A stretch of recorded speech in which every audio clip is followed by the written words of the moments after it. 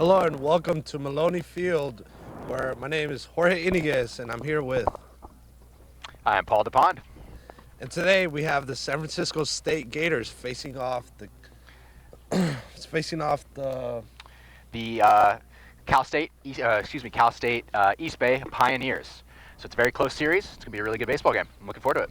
Definitely. What are some keys to the game that you see in here? Well, first off, I'm going to talk about some of the players that we're going to watch out for. I think for both teams. So to start off with the Gators, some players to watch out for is Harley Lopez. He's one of them. He's going to be playing. He is going to be our left fielder today, batting third. Harley Lopez last week during the last series was hitting 500, 11 for 22. He had 3 home runs, 9 RBIs, 7 runs scored, and he actually also had a walk-off as SF State took the series 3-1 from Cal State San Bernardino. He was also the SF Gator of the week, and he is currently on a 5-game hit streak. So Harley Lopez is having a great week, and we're going to be watching out for him to have another good week, stay hot. Also for the Gators, Jackson Krish hitting 369. He is currently the league leader in the CCAA. He has 61 hits, 4 home runs, 29 RBIs, and he's also on a 7-game hit streak. So Krish and Lopez are going to be making a pretty nasty duo there at the top of the order. Krish is hitting first. He's leading off, playing shortstop, and then Lopez is playing left field, hitting third. Absolutely. I think their style of play and their improvement in the statistics have helped a lot for the Gators to get some wins. They have currently won the last 3 series they have played and are now standing at 500 in conference play.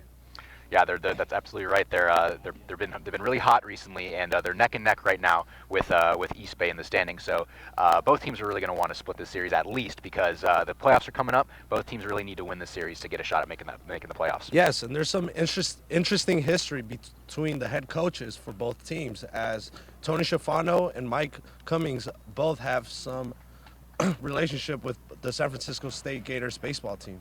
Yeah, Mike Cummins was formerly the coach over here from 2009 to 2015, so he has a shot to come in back to his old stomping grounds and really show them who's boss. Also, it's another notable player for the Gators to watch out for is going to be Matthew Hernandez. He's not going to be pitching today, but he's got a 2.48 ERA, which is the 4th lowest ERA among CCAA starters. 3-4 record, so you'll definitely see him at some point in this series. He's got a 3-4 record. Not something he probably would love, but he has a chance to even out his record there and even drop down that ERA even lower than it is now. He's got 65 strikeouts also, and he's the team leader in strikeouts. Yeah, with 65 strikeouts, he's currently 4th in CCAA for all pitchers in the league. Mm-hmm, absolutely. And then for the East Bay Pioneers, a couple players to watch out for. Dallas Day, 354 average, 4 home runs, 30 RBIs, and 63 total bases on the season. And he's going to be hitting 4th today. He's going to be the designated hitter. So big boy, better watch out for him. He could put some runs on the board early. Yeah, he's one of the leaders in the team, and there's a reason why the Cal State East Bay are also at 500. Mm-hmm. Another player to watch out for is Dakota Connors, 313 average, 42 hits, 30 runs, 61 total bases. And Connors is going to be hitting 3rd today, playing 2nd base. So another big boy you got to watch out for. Another player that if you leave too many guys on, can bring him in real quick. Yeah, so now we're going to dive into the starting lineups for each team. For Cal State East Bay, we have Raymond Jones leading the pack. Adam Holler, he's batting number 2. Dakota Connors, he'll be batting 3rd. Dallas Day, he's at the cleanup. We have Colt Partial, he's going to bat number 5. Kiyusek Yushimaru, he's batting 5th, 6th, sorry. Matt Cantelmi, he's batting number 7th. Jacob Eder, he's batting 8th. And Evan Steele, he's batting 9th. And that top of the order is really, really dangerous with Jones, Holler, Connors, and D. Jones is hitting 333. Holler is hitting 333 as well. Dakota Connors at 316 and Dallas D at 354. So really big hitters at the top of the lineup. So it's really important for pitching for SF State to really kind of watch out for those big boys. Not necessarily pitch around them, but pitch to contact. Try to let their defense do the job for them, and just not let them put runs on the board early. Yeah, so trying to defend that lineup for the SF State Gators, we have Grant Vogenthaler. He currently has a 4-3 overall record with 15 appearances, and 5 of those appearances have been complete. 5 of those appearances have been games he has started in. He has given up 43 hits with 24 runs, and he is looking to put a stop to this Cal State East Bay team. Absolutely. Now, would you like to share the starting lineup for the Gators? Yeah, absolutely. So for the Gators, we got Jackson Krish, as we mentioned before. He's the league leader in average, so really good hitter at the top of the lineup.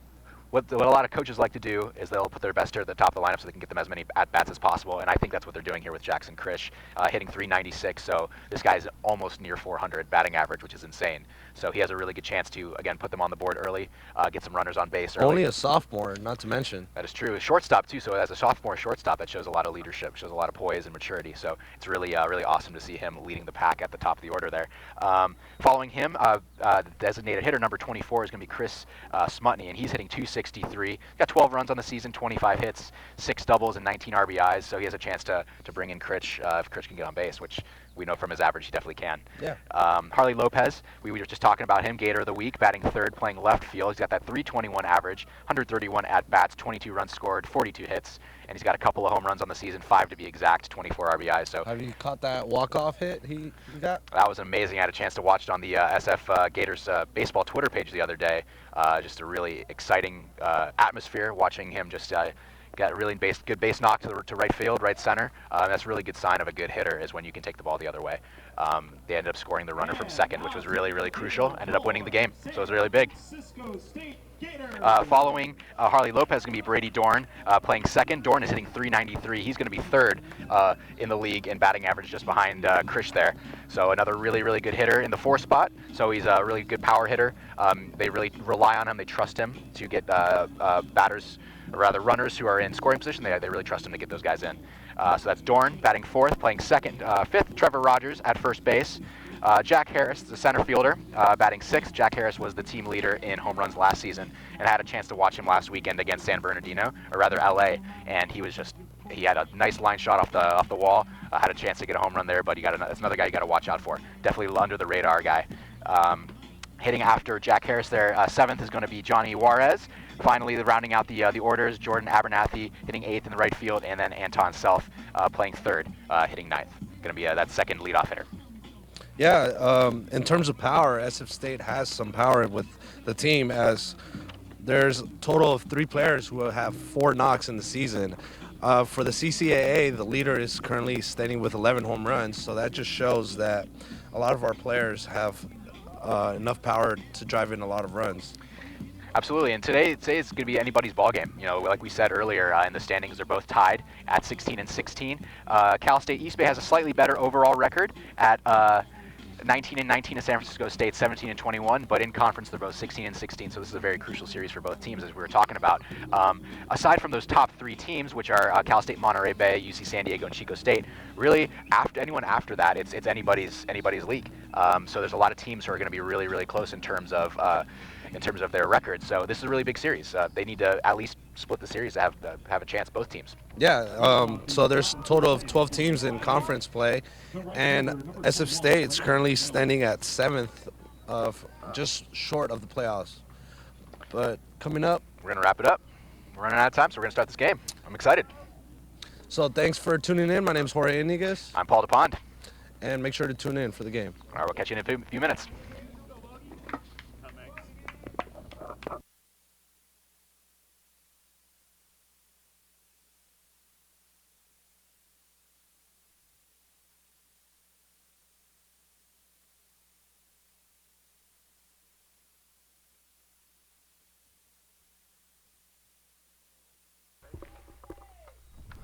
So we had first pitch thrown at 3:03, just 3 minutes late from official game time. And here we have a long drive out to center field now, with Cal East Bay giving the first hit of the game. It's a really good start for Raymond Jones, too, to get his team on the board, or rather on the base paths early. We were talking about that. Vogenthaler has a really good chance here to kind of limit the damage early on, but Raymond Jones has other plans, and he's got a nice base hit to start the game off.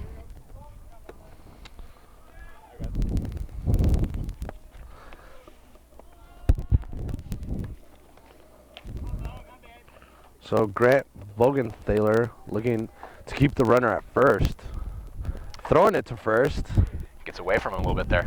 Yep. Luckily for Jack Harris, he was able to put a glove on it and was able to maintain the runner at first base. I got 2 making their way downtown.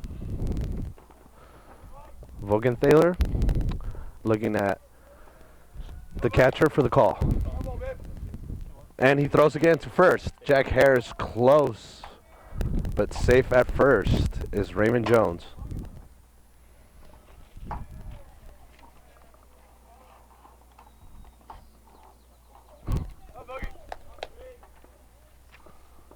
Shows bunt. It's a really good bunt. But great play by the second baseman as he was able to get the out at first. That is Brady Dorn with a good position there to get to first base. Pretty close play there. Really, really nice bunt. Really Definitely. nice bunt by Adam Holler. And my apologies. Today at first we have Trevor Rogers for San Francisco State. And he was the first baseman holding on to the runner. So Vogenthaler with one out and a runner at second base. Now we'll be throwing it to Dakota Connors. And here's the first pitch. Throw for a strike. Nice fastball there. Good placement. Not going to give him something over the plate. Going to try to put it a little bit outside. I like it. He's going to want to try to throw something maybe elevated here. Try to get the ball up in the air for the outfielders. Try to keep something off the ground so as not to advance that runner from second. Vogenthaler with the windup and the pitch. Nice off speed. And it's fielded by the third baseman, thrown to first for the out. Well, he did his job. Dakota Connors definitely did his job by advancing that runner. So now with 2 outs, they have a runner on third. They have a chance to score the first run of this game. Yeah, he went back on headset. You wanted to switch back to handheld? Okay. Also, my last name's McGinley. We'll use McGinley because I don't know if you're talking about me, Ryan, or Ryan in the studio. McGinley. We got Dallas D now, designated hitter. We were just talking about him. He is a very powerful hitter, hitting .354. Yes, and we have a runner at third, so there is nasty curveball for a call strike. Starts him off an off-speed pitch. I really like that. You don't want to. It shows him a lot of respect. You don't want to give him a fastball. He's a really good fastball hitter, especially early in the count. So I like that idea of starting him off with that off-speed pitch. And I was just going to mention for Dallas Days, being a dangerous hitter, there is space in first and second for a walk. So right. for Vogenthaler, I would recommend to stay away from the hitter, not try to squeeze one in there.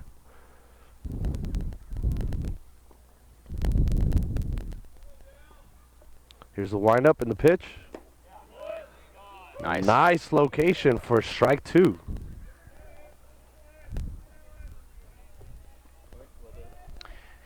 And a 1-2 count right now for Vogenthaler. I think we're going to waste a pitch. I think we're going to see something in the dirt here. Vogenthaler with the pitch, and it's swung on. And it is popped up towards first base and out. That is a really great inning for Vogenthaler. We were just talking about early on in our broadcast that East Bay is really going to want to try to put some runs on the board early, especially with those big batters up at the top of the lineup. But Vogenthaler did an awesome job limiting the damage, just keeping that one runner on. And not a great job by East Bay to just leave that runner on at third. But at the same time, Vogenthaler's pitching really good. It's the first inning. It's the first time they've seen him, so it's a really good opportunity now for San Francisco to put some runs on the board. Yeah, and it was a quick inning pitched as the SF State was able to manage to get outs quickly and go to the bottom of the inning. Absolutely. So I think we should go to our keys of the game today. So my keys to the game, both teams, pitchers got to limit the walks. So you want to make sure not to leave too many runners on base for these big hitters at the top of the lineup to drive in. So limit the walks. Both teams have really strong offenses. It could become a really high-scoring game really quickly if the pitching gets out of hand. And for the Gators, really start aiming for the gaps. The Gators at the top of the order feature several hitters with a really high slugging percentages, so they can they put a lot of balls in play, a lot of extra base hits. So look for the gaps and just try to get those guys on base, get for the big boys, set the table for the big hitters. And for the Pioneers, get to the Gators pitching early. We were talking about how they want to get some runs on the board before the Gators do. So get to the pitching early. D, Connors, Jones, and Holler can stay hot. Really help the Pioneers get some runs on the board first. So those are our keys to the game today. Great call, Paul. And we are just seeing the last of the warm-up pitches from Nick Rasucci.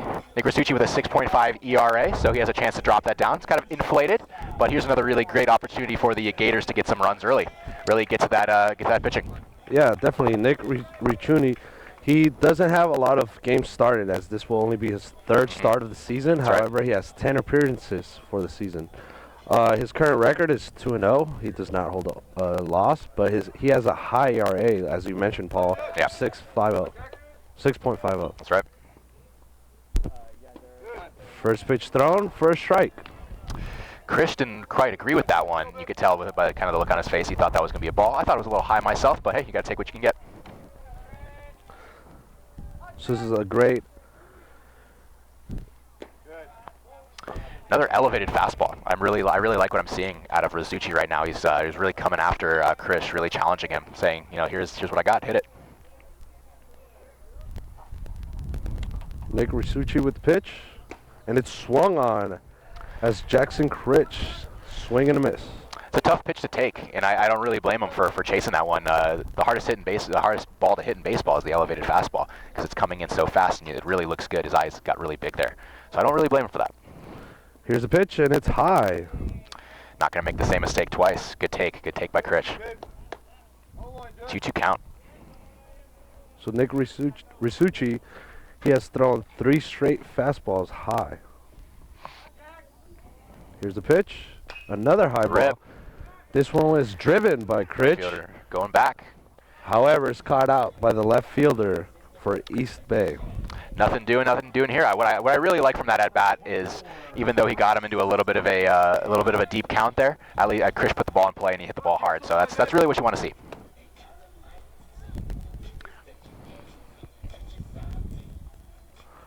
So batting second is Chris Smutney. Risucci with the pitch, almost hitting Smutney.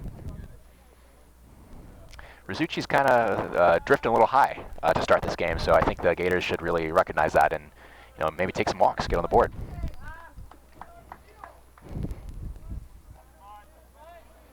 Here's the pitch, and it's driven out deep to left center. Caught by the center fielder for East Bay, Evan Steele.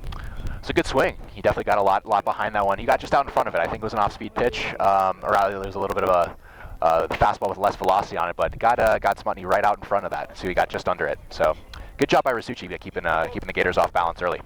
Absolutely. However, I like how aggressive the Gators have been for the first 2 at-bats, driving the ball deep out to outfield. Absolutely.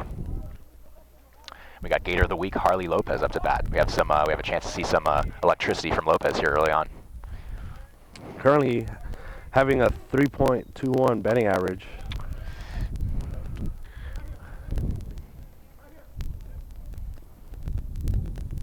A little bit of a rollover there by Lopez.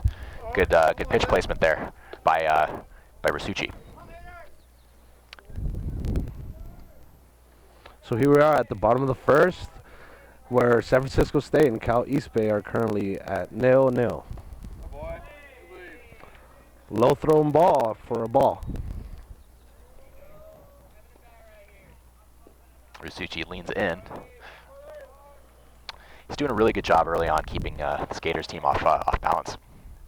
Here's a pitch, and it's thrown high. Risucci has not found demand and control with his pitches early on.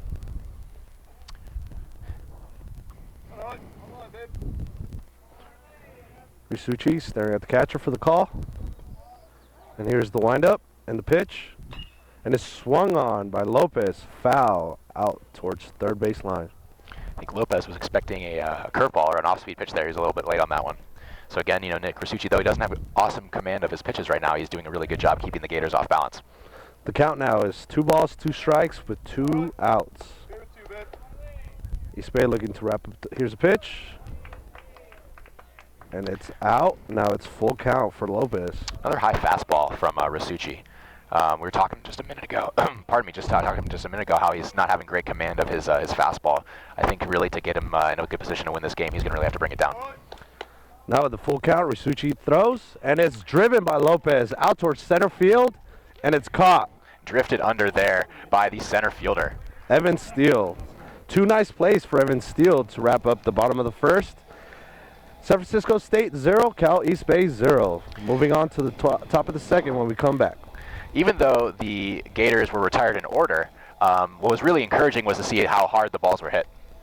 So that's a really good sign that they're timing their pitches well. They're seeing the ball really well. We're probably going to see some runs here pretty soon. Definitely. For both teams. Both teams have swung the ball good early on.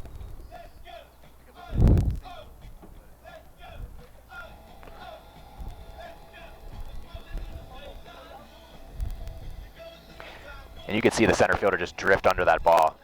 Really hard hit off the bat, but a little bit too much under it. We got Vogenthaler warming up for his second inning. What do you expect to see out of him? I hope to see some strikeouts. As for the season, he currently is 33 strikeouts to 12 walks given. That's a pretty high ratio. I would say it's close to 3-1. And let's see if he could strike some batters up. You know, I really admire Vogenthaler because he started off this season as a reliever, and I was told by the coaches the other day that he recently won this the starting job, as he's the fourth starter in their rotation, and the Gators employ a four-man rotation. So I'm really proud of what Vogenthaler has accomplished. You know, starting off as a reliever and working really hard, working his way into that rotation. It's impressive. Leading off the top of the second inning for the Pioneers, shortstop number 8, Colt Parcel. So here we are at top of the second, and leading off is Colt Parcel, currently shortstop for Cal State East Bay. Parcel's hitting 278 coming into this game, so that's a pretty good average at this point in the season. So he's going to really want to get a base hit, or maybe even take a walk, help his team get on the board here. And here's Vogenthaler with the pitch. Button on. Vogenthaler picks it up, throws it to first for the out. What a good play there by Vogenthaler to field his position, especially at this level where you know, it's really difficult to time kind of a bunt like that. Do you let the third baseman get it? Do you make a play for it yourself? So I think he did a great job there. Absolutely. It's your fielding practice. He looked like a natural shortstop out there with that play. Perfect execution. Turned right on his back foot, threw it right into the chest level. It's perfect. So quick out now. And here's the pitch. Thrown for a strike. Nice straight fastball there from Vogenthaler, testing him. So Yoshimaru currently batting. Here's the pitch. Thrown low. I like what he's doing. Start him off with a fastball, come back with a curveball. Get him off balance. I like that. Vogenthaler feeling comfortable under the mound. And here's the pitch. Ooh, close call strike. 1 ball, 2 strikes now here at the top of the second. Fastball, curveball, fastball. Serving him. Vogenthaler with the windup and the pitch. Thrown low. Good eye by Yoshimaru. It's a good idea there to waste a pitch. You already have 2 strikes on him to the 1 ball. You're not going to give him something he's going to hit, so you want to throw something in the dirt. I really like what he's doing here. Vogenthaler looking for the call. Wind up and the pitch. And swung on by Yoshimaru. It's going to be a foul ball, just foul tip. Pretty close if the catcher for the Gators, if Juarez just was able to control that one, he would have got that out. But another chance for Yoshimaru here to get a base hit. So the count still 2 balls, 2 strikes, 1 out. The pitch, and it's swung on by Yoshimaru. Third base picks it up, throws it to first, and with the out. It's a good play there to get that ball out of your glove really quickly by the third baseman there. That third baseman is going to be Adam Holler. He did a really good job. Excuse me, that's pardon me, Anton Self with that play at third base. Really good job to get the ball out of his glove really quickly. Yoshimaru's got some good wheels, so really nice play there. So quickly now, San Francisco State with 2 outs here at top of the second with the pitch. And it's thrown for a strike. Vogenthaler in command. Strike 1. That's Matt Cantelmi is going to be the batter at 286 average. Vogenthaler with the pitch. And it's swung on. Driven towards center field. Left fielder catching it. Harley Lopez under that one. Yeah, Harley Lopez calls him off. Quick inning now for the Gators. Moving on towards the bottom of the second. So through 2, man, that's really quick baseball game so far. So that's a really good indication of just 2 good pitching matches, a really great pitching matchup right now. Both teams can't seem to put any hits together. Absolutely, and I like how for Vogenthaler, he just went with the 1-2-3. No batters up on base for the top of the second. Absolutely, and I mean, that's just a really testament to how good both pitchers are doing right now. Granted, it is really early on in the game. It's only the second inning, but to be able to get the first round through the lineup to be off balance, rolling over, dropping your front shoulder to get those pop-ups to the outfield. Both pitchers are doing a really good job. You know, we were talking early on in the pregame how we might see a high-scoring game here. I'm starting to feel the opposite. We might just see a really low-scoring games here. The team who scores first may be the one that take this game. Yeah, don't let the stats fool you, as both pitchers have been pitching phenomenal for the first 2 innings, as Paul mentioned. So going back out there is Nick Risucci. I'm assuming by now he would have a lower ERA than 6.50. It's definitely dropping down as this game progresses. We got Brady Dorn, the cleanup hitter for San Francisco State, going to be coming to bat next. Another big boy at the top of the lineup, got a good slugging percentage, so they're going to want to try to pitch around him here. Yeah, he's hitting a high batting average for the season, currently at 3.93.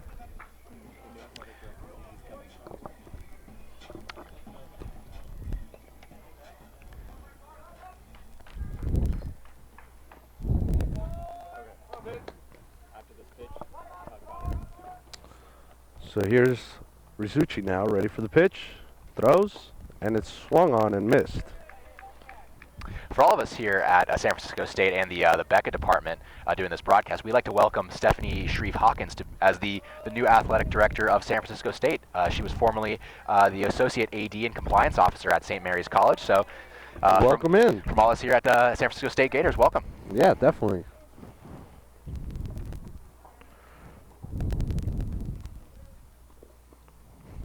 Risucci with the pitch, and it's swung on deep out towards left. And under it, we have Yoshimaru. He's playing great left field positioning. They're really getting him to work today. It's a really good at bat there by Dorn to put the ball opposite field. It's a really good indication that he's squared up well on the ball. He's seeing the ball really well. You're giving that right fielder some work, man. He's getting tired.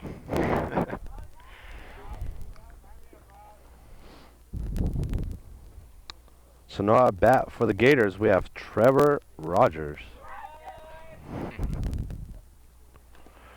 And that is swung on and missed. Risucci now out early with the count. 0-1. Rogers timed that one up pretty good. You could hear him sort of tip that ball. Ended up being a foul tip. You could hear him tip it off the bat. So he's got it timed up well. He's just a bit over it. Good job by Risucci putting it down low in that strike zone. Try to get him to ground out. Risucci throws it, and it's swung on and fouled towards third base line. Out of play.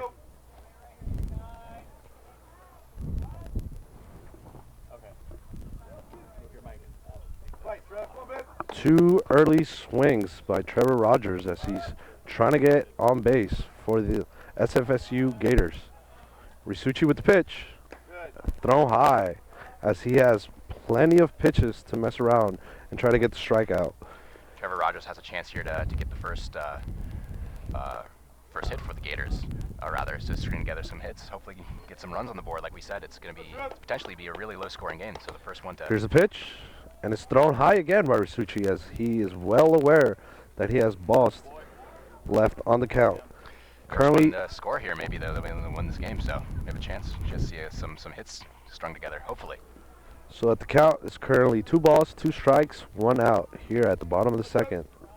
Pitch, and it's thrown high. There was that strikeout he was looking for, Risucci, as he continuously kept on throwing the ball up and high, looking for the batter to swing, and he was successful. Rogers not happy with that one, and understandably, we were talking about how that elevated fastball is one of the hardest pitches to hit in baseball, and it's really easy to see. It looks like it's your pitch to hit. Again, it's not an easy pitch to take. So now we have Jack Harris batting for the Gators with 2 outs. And Risucci with the pitch, thrown low and out. Jack Harris was the team leader in home runs last season, so you don't want to serve him up something that he can hit here. Definitely, only a sophomore. He bats right, throws right, and he's standing 6'1", 225 pounds. It's a big man right there. And the ball was popped out to first for the out. Unfortunately for Jack Harris, he popped the ball out to foul. A quick out, and that is the wrap for the bottom of the second. It is his first time seeing this pitcher, so can't really. It's not definitely not the at bat he wanted, but it is his first time around in this lineup seeing that pitcher. So definitely going to try to watch for something elevated for the next time around. But like I said, him being the home run hitter he is, it's only a matter of time till we can see him get get a nice swing on the bat, a nice swing on the ball, excuse me, and just put something into play. So, you know. And Risucci early on, he was throwing a lot of high balls, mainly in the strike zone. So if he were to come across Jack Harris once again and throws the ball up and high, I could see a home run coming soon. Yeah, you know, San Francisco State, for as good of a team offensively as they are, they're definitely not doing themselves any favors here early on. They're chasing a lot of high pitches, whether that be Rizucci's command, whether his command is a little shaky right now, or he's recognizing that the Gators are chasing everything up. You know, that's to be seen. But you know, they're not really doing themselves any favors early on here. They're going to want to really take a lot of pitches this first time through the lineup, try to get some walks, string some base runners together, so that way when you get those guys up with those high slugging percentages, high batting averages, can help drive those guys in. So, still only second inning. Rather, it's a really close game, third inning here. Just excited to see what's going to happen. It's going to be a close game. Definitely. And we have Grant Vogenthaler looking dominant the first 2 innings, looking to continue his streak. As he, like Paul mentioned, he has won the 4th position for starters now.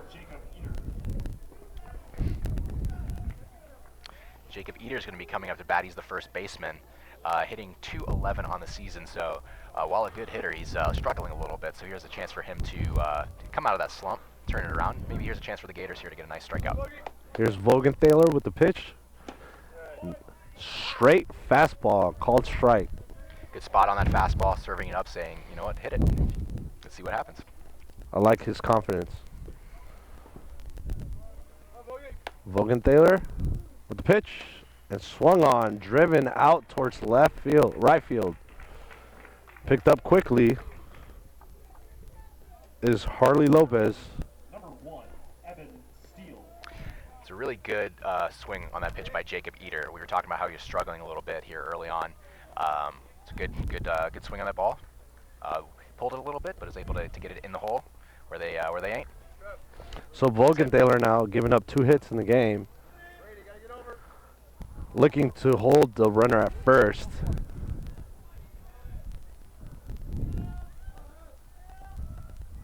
And he throws it towards first. Close call.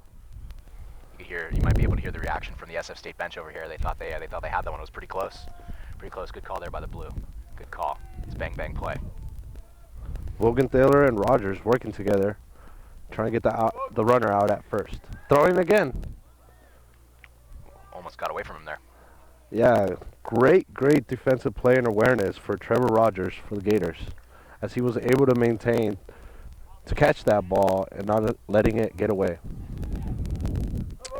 So here we have Vogenthaler pitching it. Squared around to bunt, trying to advance that runner. Yeah, pulling back. Evan Steele looking to bunt the ball, trying to move on the runner for second. However, Vogenthaler throwing it high. And the call was strike, or the call was for a ball. Vogenthaler throwing first.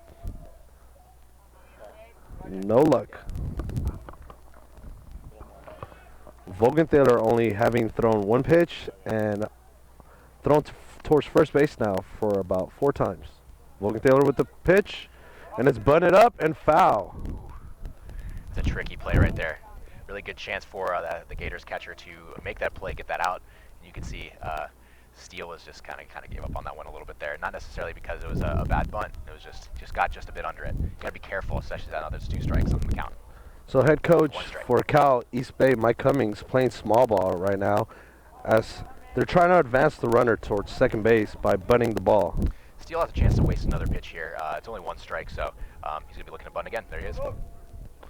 Here's the pitch, and it's swung on, but the runner advances towards second in the process. Good backup there. Really, really good backup from Brady Dorn on that throw. That was a failed hit and run play. So Evan Steele, as he was looking for the hit and run right there, unsuccessful with a swing and a miss. But in the process, as I mentioned, it's the runner from first to second safely. Got the steal, but you could tell that was a failed hit and run play.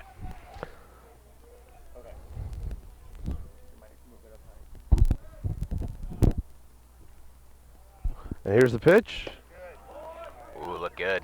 Close call, but given ball. Now we have 2 balls, 2 strikes, no outs here at top of the third with the runner on second base. That was a great frame by catcher Johnny Juarez for the Gators.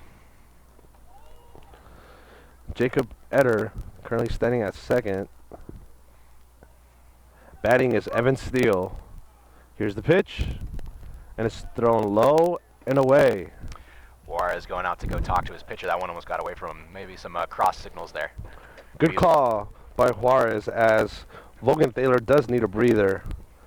He was trying to hold the runner at first for the longest before unsuccessfully having the runner advance to second with the missed attempt of a hit-on-run by Cal State East Bay.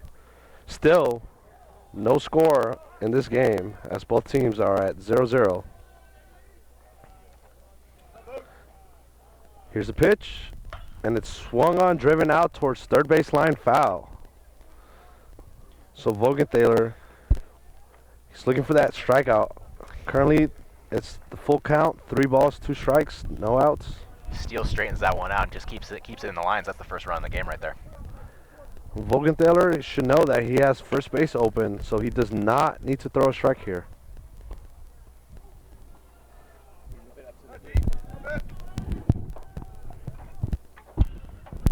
Here's the pitch, and it's hit, thrown to first for the out. Got the job done there. What he was really looking to do is just advance that runner, put themselves in a position to get the run in. Good play there by Steele. It was kind of can of corn ground ball. Definitely did his job. Just a really good play all around from everybody. So now Cal East Bay knocking on the door, looking to score a run with Jacob Eder currently standing at third. Right now? Post game? Okay. Alvin. You can just Grant Vogenthaler yeah, just get it out of there. has not given up a run yet in this game, but is in danger. Here's the pitch, and he throws with the batter swinging and driving in the run. Scoring is Jacob Eder. And there goes the first run for Cal State East Bay as the Pioneers take the lead in this one. Raymond Jones put a really, really great swing on that ball. Really tricky situation with the runner at third, and then the one out, but he did his job. Put the ball in play, got the run in.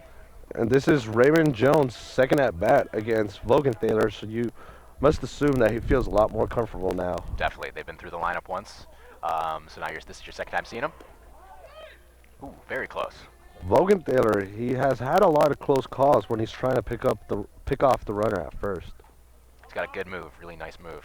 You got to be careful over there at first.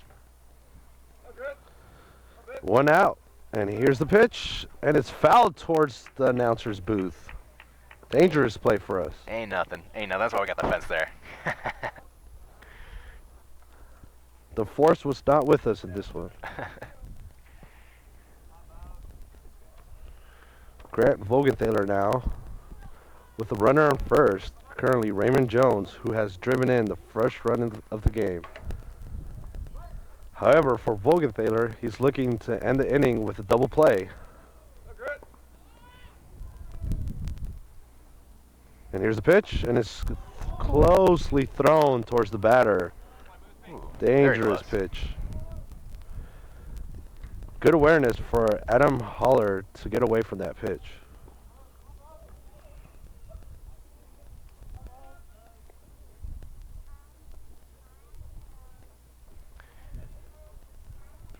Adam Holler, third baseman.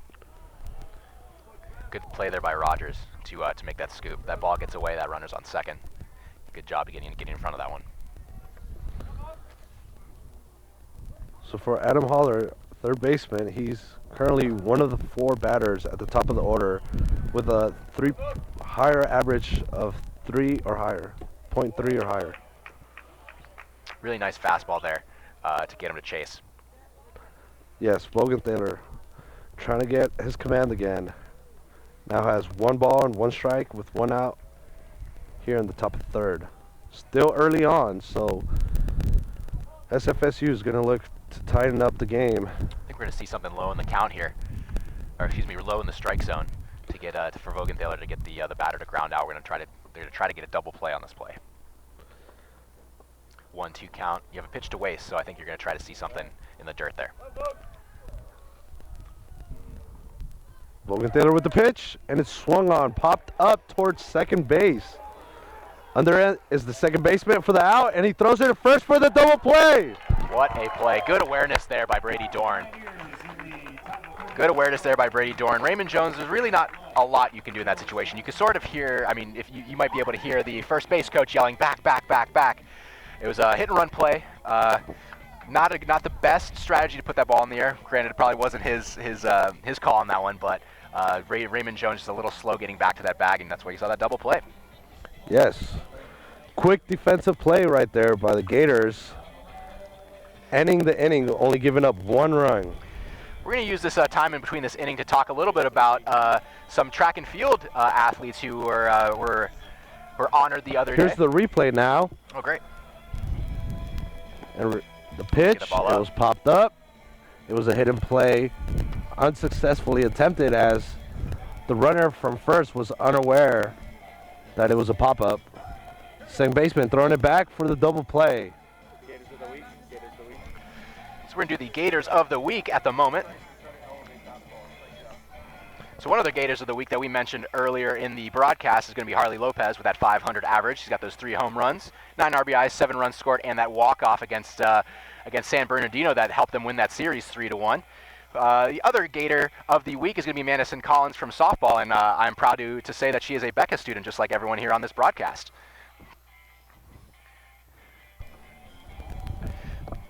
So Madison Collins, the Gator of the Week, is hitting .306 with 43 total bases and 11 RBIs coming into today.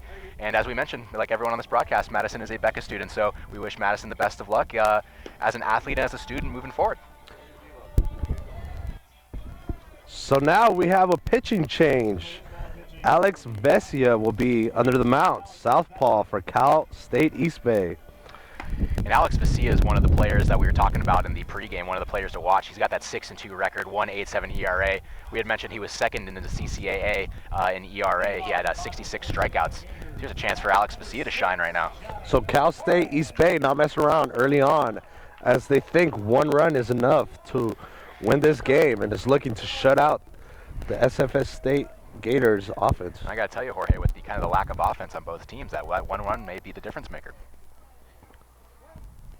So here we have Vesia with the first pitch. Thrown high. You can see why he has that really low ERA. He's up there with as one of the top pitchers in the league. He's got good velocity on that fastball. Absolutely. Here's the pitch, Vesia. Thrown high again. He noticed in that first rotation through the lineup there that the Gators were chasing a lot of high fastballs. So he's coming at them with some high fastballs, hoping to get them to chase, get some early strikes in this. Catcher Johnny Juarez looking to get a hit, swinging and missing. A nice off-speed pitch there. I think that might have been a changeup. It was a little bit slower than that fastball, but good job from Vesia to keep the batter off balance. Vesia with the windup and the pitch. Thrown low, however, umpires liking the strike zone and giving him a call strike. Juarez wasn't happy about that. He's just checking in with the umpire to see where that was. 2 balls, 2 strikes now for Vesia. Vesia with the pitch. Swung on and missed. That's a tough at bat. You chase that elevated fastball and you get that call in the just low there in the strike zone. Really can't do much there except swing at the next pitch you see. I mean, that was a really great placement with that fastball, just a bit outside to get him off balance. But you can have a better chance second time around. And for Vesia, that's definitely a confidence booster, as he is just coming into the game and already having Absolutely. 1 strikeout. Absolutely, that strikeout early on as you're with your first batter, it's going to definitely boost that confidence. Jordan Abernathy now for the Gators. And that ball's thrown high. Abernathy coming in this game with a .234 average has a chance to raise it up here. Alex Vesia with the windup and the pitch. Thrown outside. Abernathy with the good eye. Now on the count, he's leading 2 balls, no strikes. Looking to get on. Ooh, close call. Alex Vesia. Abernathy not liking that call at all. So it looked a little low to me over here in the booth, but then again, you know, it's kind of hard for us to see over here. It's a judgment call, but So here's Vesia with the pitch. Another close call hey, man, given. that's that exact same spot. Can't do much there. You're just gonna have to swing at it.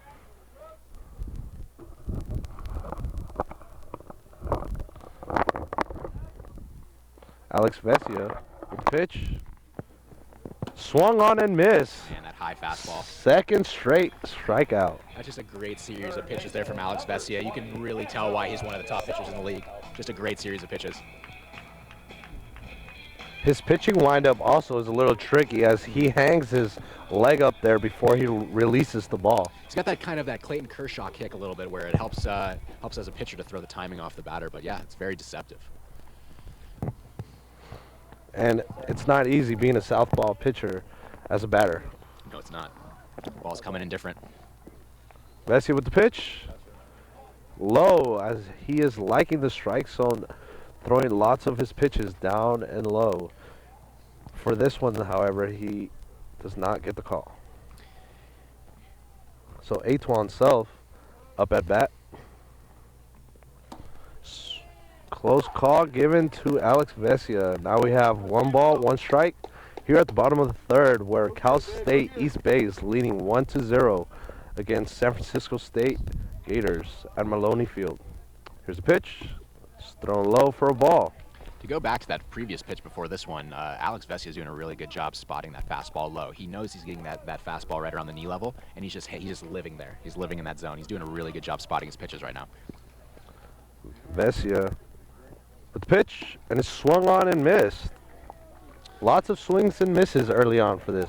As we were talking, you know, Vesia's got that wind up, that kick that's really deceptive. It throws your timing off as a batter, and to top that off with that really electric fastball that he's got, man, it's hard to hit. Hard kid to hit, man.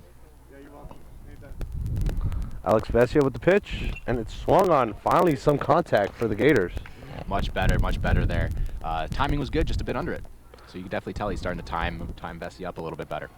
Antoine Self protecting his zone, not making it easy out for Alex Vesia.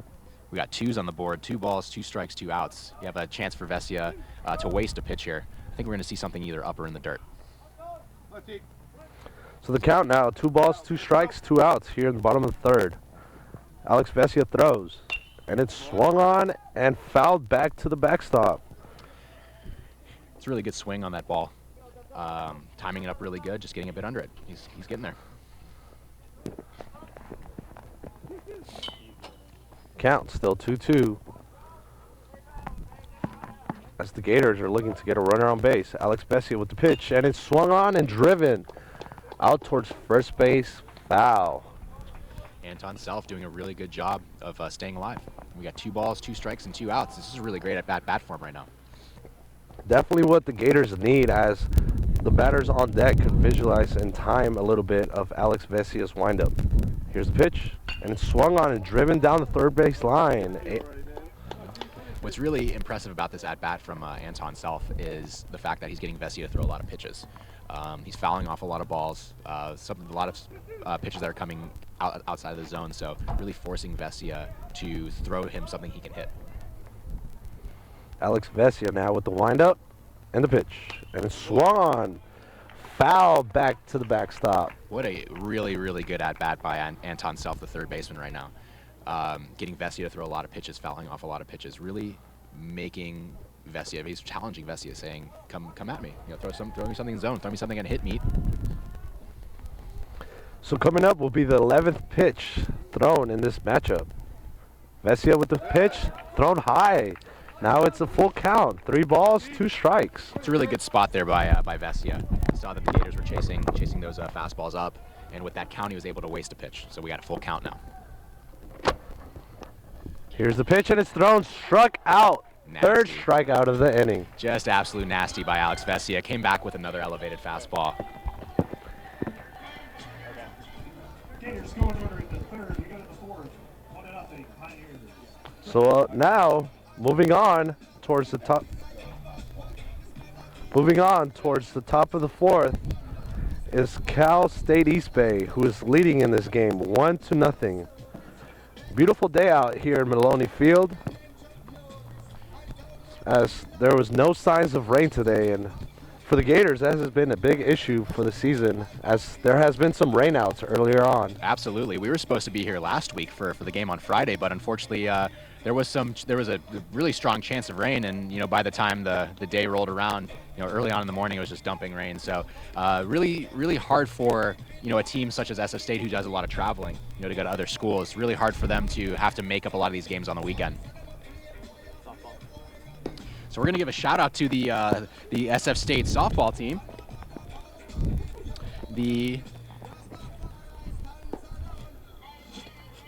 Come support the women's softball team for Senior Day. They are playing Chico State April 28th at 2018 at 11 a.m. and 1 p.m. It's going to be a doubleheader.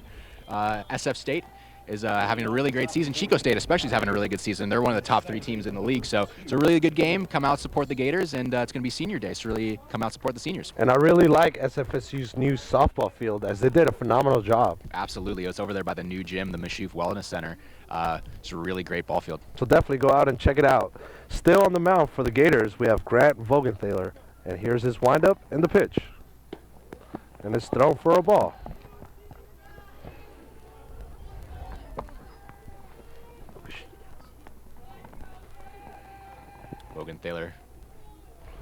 Vogenthaler pitches, and it's thrown low for a ball. Trying to get some love from that lower part of the strike zone. We saw Vesia was getting that low call. Vogenthaler's trying to get some of that too. Here's Vogenthaler with the pitch, getting the call. Now it's 2 balls, 1 strike. It was right down the pipe, man. Belt high fastball. You got to jump on that. Currently batting for Cal State East Bay is Dakota Connors. Here's a pitch. It's thrown for a ball. We were talking in that pregame how Dakota Connors is one of the hitters for East Bay that's having a really good season. He's hitting .316 coming into the day with 42 hits. Here's the pitch, and it's driven. Third base picks it up, throws it towards first, and it's out. Really good job by Self to get in front of that ball, and it was a really great stretch by Rogers to beat the runner. Absolutely, as that was a long throw from third base. Put a really good swing on that ball too. It was hit really hard. You could probably hear that crack off the bat, or rather the ping with the aluminum bat. Just a really hard hit ball. So good job by Anton Self by getting in front of it. Making it look easy. That's right. Grant Vogenthaler now with the pitch. Woo! That was nasty. And it's thrown for a strike. Nice curveball to start off the at bat. Vogenthaler now throwing. Try to get a call strike with the fastball, but unsuccessful. Count now, 1-1. Just a bit outside on that one. Dallas Day, he's currently batting .354 with 4 home runs.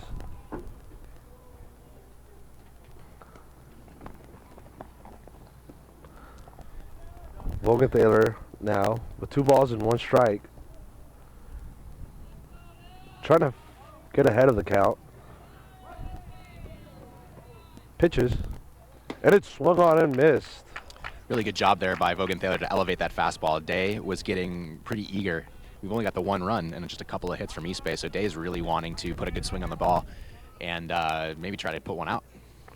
Here's Vogenthaler with the pitch, and it swung on. Shortstop picks it up.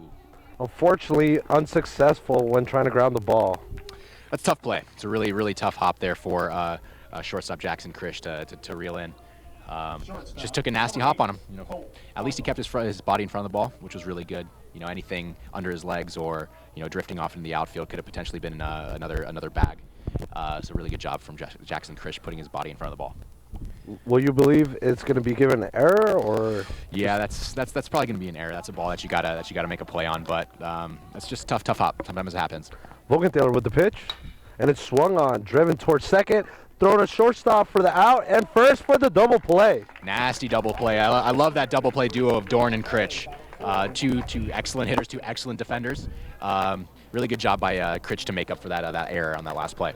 Great play to end the momentum for Cal State East Bay, and looking to get some runs now for the bottom of the 4th. San Francisco State Gators coming up.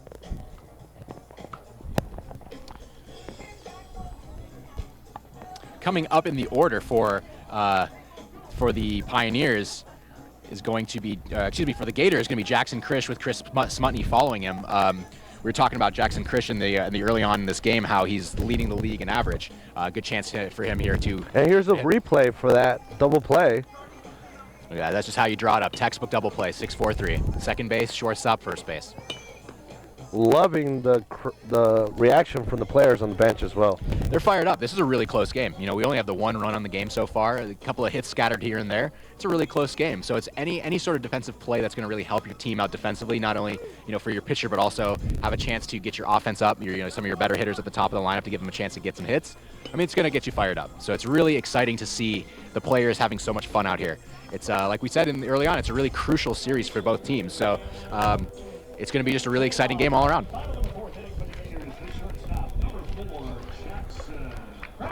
So here we have Jackson Critch trying to get on board for the Gators, being the team leader in batting average.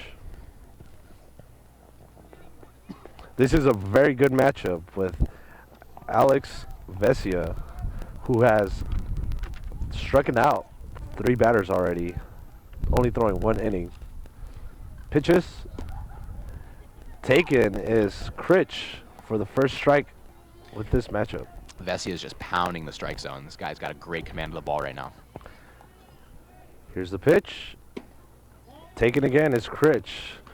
Looked want to be just a bit too high on that pitch, but good placement nonetheless. He's trying to get Jackson Krish to chase it again. Vesia quickly winding up and throwing. Critch is driving it, pops it up towards right field. The right fielder's under it for the out.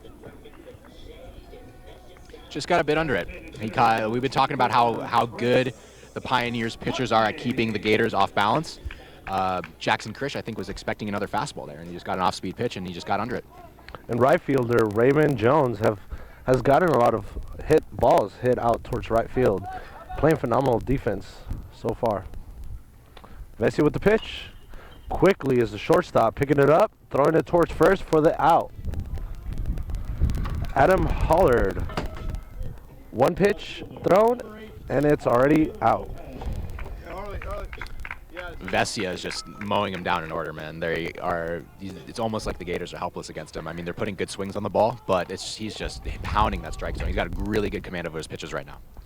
For the Gators, they need to be ready to swing and take pitches from Vesia because his up-tempo pitching style is affecting the Gators. Absolutely. Well, and who else would you want up to bat other than Harley Lopez right now? We were talking about him being the Gator of the week, having a great week last week against San Bernardino in LA, and he got that walk-off. So here, who else would you rather have up to bat right now? And Vesia throwing it. It's called ball. Lopez doing a really good job of taking that pitch. We were seeing how many of the Gators batters were chasing that high fastball, but good job by Harley Lopez to take it. Vesia now with the pitch, and it's swung on and missed. Just another testament to that excellent velocity that Vesia has. Harley Lopez is one of the best hitters on the Gators, and he has a hard time catching up that fastball right now. Here's the replay for the out of the Gators. Great defensive play by Cal State East Bay. So Alex Vesia currently behind in the count with 2 balls and 1 strike. Well, 3 balls and 1 strike. Good spot for that pitch. You had a couple of pitches to waste there. Harley Lopez is getting pretty close to catching up on that fastball. Here's the pitch. Vesia looking for a strike. Throwing it low and gives up the walk. First walk given for the Gators in the game. That's right. Well, what better opportunity now for the Gators to have a chance to score? We have this really, really close game. It could be just a difference maker. That one run could be the difference maker. So here's a chance for the Gators to put another run up on the board, or rather put their first run up on the board.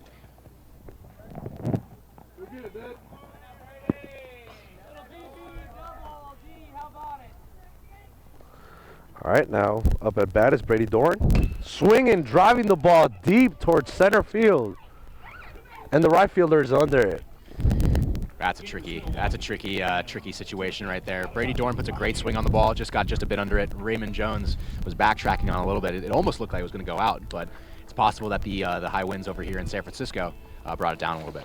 And like I said earlier, Raymond Jones getting lots of work out in right field. Not letting the balls get by him or No drops in the outfield as well. Really good defense in the outfield so far for the Pioneers. Really good defense all around for both teams, aside from that one error at short, but you can't really blame them too much for that. Here's the replay as it's swung on and driven quickly out towards right field deep. It's Raymond Jones under it, making it look easy. Yeah, we were just talking just a moment ago. Just a really great swing by Brady Doran. Just got just a bit under it, though. So we're going to give some shout-outs to the CCA track and field athletes here. Cal State LA athlete Jalea Miles wins CCAA Athlete of the Week. She repeats as back-to-back CCAA Track Athlete of the Week after improving on her NCAA Division II best time in the 100 meters. Stockton native crossed the line in 11.56 seconds to win the sprint at the Cal State LA Twilight Open at Jesse Owens Track. The mark stands as 8th in program history. Miles also ran in the winning 4x100 meter relay team for the Golden Eagles, as well as taking first in the long jump after a leap of 5.6 meters on her last attempt. So here we are now, moving on to the top of the 5th inning. Cal State East Bay leading 1-0 against San Francisco State Gators here at Maloney Field. Grant Vogenthaler still on the mound, pitches, and it's driven towards left field. However, Harley Lopez under it and getting the out. Excellent swing put on the ball by Ishimaru there. Harley Lopez was drifting under it, but again, just got just a bit under it, but great swing. I like how the first pitch thrown in the top of the 5th is already given out for an out. This is a very fast-moving game, definitely. And Grant Vogenthaler showing no signs of slowing down. Throwing quickly as the second baseman, throwing her first for the second out. Bad check swing there by the batter. Looked like he was expecting another pitch, but couldn't help himself, just had a check swing. Yeah, Matt can't tell me. Not able to get his swing back in time. Sometimes with a little bit of hesitation does, unfortunately. It was a good spot. You put a good swing on it had he kept following through, but nothing you can do there. And the first pitch thrown to Jacob Eder, who did score the only run in this game, is taken for a ball. Vogenthaler with the pitch. Close call, given strike. Jacob Eder has a chance to get another base hit here. Grant Vogenthaler with the pitch, and it's driven again. Jacob Eder getting a base hit, standing at first safely. And that's Eder's second hit of the game. He's having a really good game. That lower half of the Pioneers lineup is having a real good game. A couple of hits from Eder. Evan Steele had that nice bunt that moved the runner over. Really just doing their job at the bottom of the order. Just great job all around.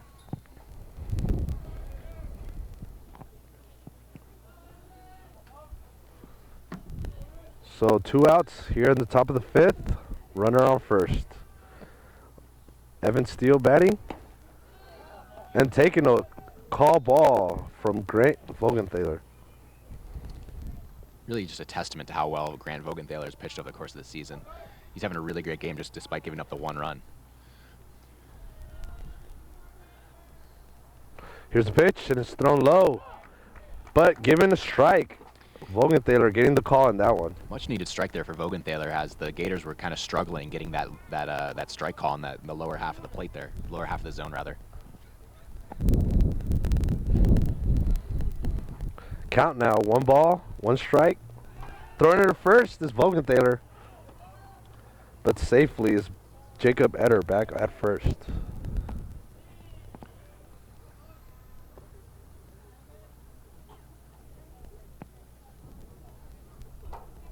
Vogenthaler looking at the catcher, throwing the pitch, giving call strike. 1 ball, 2 strikes, 2 outs here at the top of the 5th. Really good velocity on that fastball from Vogenthaler.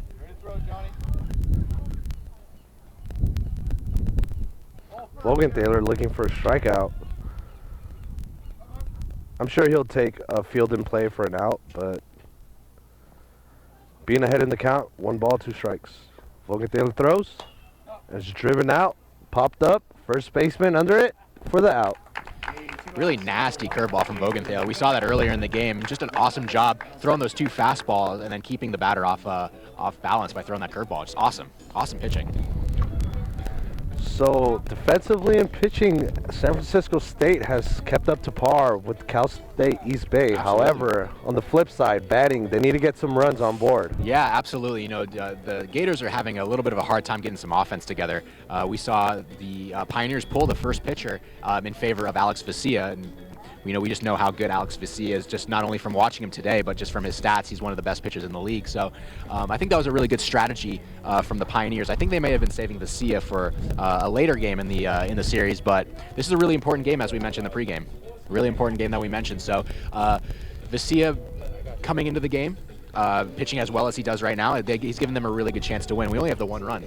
Yeah. The 1 run could be the deciding factor in this game. So really just awesome confidence in the Pioneers to show towards Alex Vesia that allowing him to pitch this game right now. Great pitching matchup in today's game. Absolutely.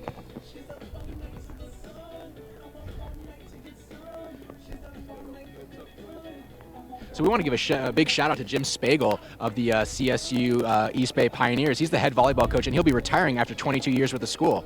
He accumulated 466 victories, the most in any sport in that school's history. And you can also find us on YouTube under Becca, SFSU Becca, to find any content for the Gators. Happy trails, Jim Spagel. So Alex Vesia is still out on the mound. Quickly looking to the catcher for the call. And his windup and the pitch. Thrown low for a ball. Good idea with that off-speed pitch in the dirt there. He knows that the Gators are having a hard time putting any offense together, and he's going to do his best to keep that going. So Alex Vesia with the windup and the pitch. And it's outside, given for a ball. Another good spot. He's doing a good job wasting those 2 pitches. Those are not bad pitches by any means.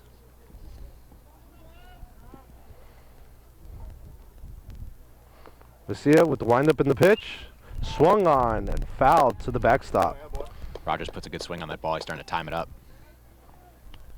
Just an inch or 2 away, that would have been a base hit.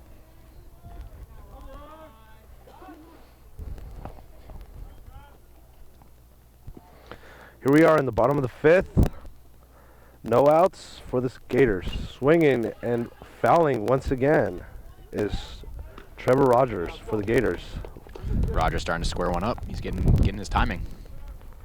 He's a left-handed batter. So we have a southpaw going against a left-handed batter. Trying to get on board or on base is the Gators. Ooh, good Quick, play. good play by Vesia for the out at first. That's a scary play because I've seen, at least in the case of my career, not only playing baseball but also watching baseball. Those are pretty scary plays. You get a ball hit back at you like that. It's possible you can get hit in the head or something like that. But just really excellent instincts and reflexes from Alex Vesia there. Definitely. Good job by Vesia not putting his eyes away from the ball. Because, like you said, it could have been a lot dangerous. The ball could have bounced off his head or bounced off his arm. Anything could have caused the injury. So now, right-hander Jack Harris. The Gators need Harris here. Harris is one of the big boppers on the team. He led the team in home runs last season. Vesia quickly ahead 1-0-1. And now he's ahead 0-2 with a nasty curveball. Harris is a little upset at himself. That's pretty much that might be the best pitch he's going to see all at bat. Alex Vesia quickly ahead in the count. No balls, 2 strikes, 1 out. With the pitch, Jack Harris swings, drives it to short, running hard towards first. Close call at first, out. Excellent speed there from Harris. You can tell why they put him in center field. Jammed him a little bit. That's a really great pitch by Vesia to bring the ball in on his hands. Harris gets jammed a little bit, takes all of his power away, just a routine ground out to the shortstop. Although Jack Harris got out there, I love his hustle as he ran hard towards first, not making it an easy play for the infielder. Absolutely. So 2 outs now here in the bottom of the 5th. Vesia quickly throwing it. Ball. Johnny Juarez up at bat. Right-hand batter. Jordan Abernathy on deck. Juarez popping it up out towards right field is the second baseman for the out. It's a really tough play. It's just a hard play all around, not only for the first baseman, for the second baseman, also for the right fielder. Yeah, you have a ball placed just behind the first baseman like that. It's anyone's ball. I mean, really good job by the second baseman to call off everybody. That's definitely his ball there. You can feel the frustration around for the Gators as Certainly can. they cannot get on base with Alex Vesia doing a phenomenal job ever since he's came into the game. And that's absolutely true. I mean, it makes you really wonder, was this planned by the Pioneers to throw Vesia, in the middle of this game, or is he intending to start a later game in the series? But regardless, with the one run, the Pioneers are doing a really good job protecting that lead. Vesia is their best pitcher. Even if he doesn't get to start, him being in this game right now and potentially getting this win is huge. Definitely. Still out in the mound, we have Grant Vogenthaler, who has been phenomenal for the Gators today. It's really tricky, especially being as good of a pitcher as Vogenthaler is. Just that one run, you're not getting a lot of offensive support. It's really tough because, as a pitcher, Vogenthaler definitely wants this win. It's going to be a big win for his team, a very important win in the series. Hopefully these Gators can get it together and start getting some base hits. Definitely. Vogenthaler now lowering his ERA to 4.04, and now he has thrown for a total of 49 innings. It's looking well and improved on the stats, on the stat board. Yeah.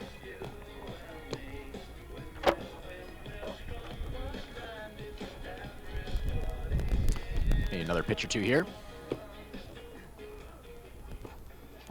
Leading off the top of the sixth inning for the Pioneers, the right fielder, number 21, Raymond Jones.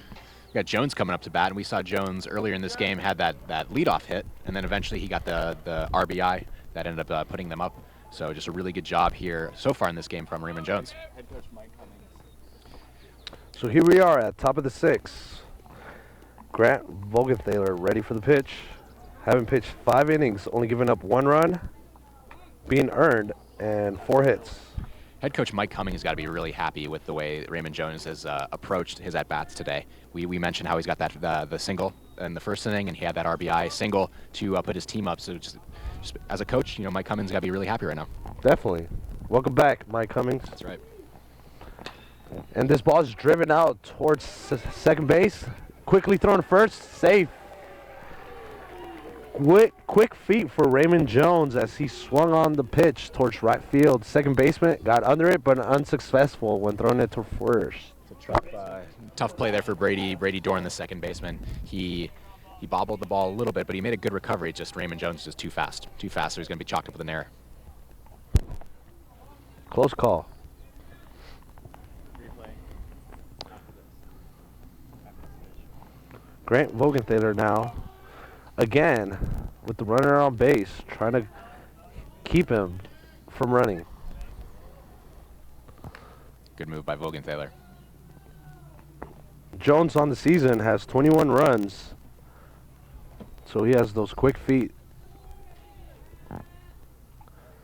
Vogenthaler pitches, thrown high.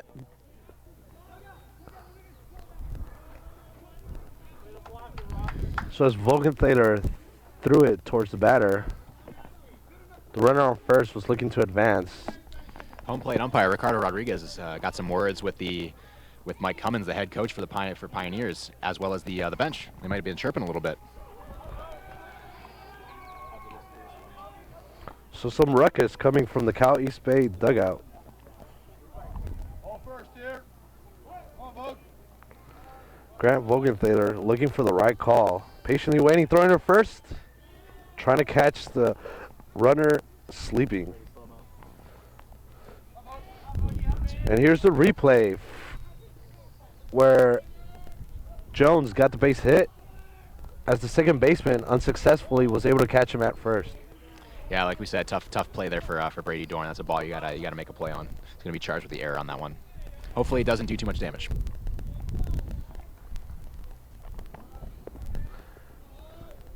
Grant Vogenthaler has been really good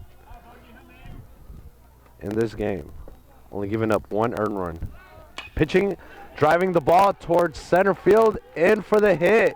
East Bay now has runners first and third with no outs here in the top of the 6th.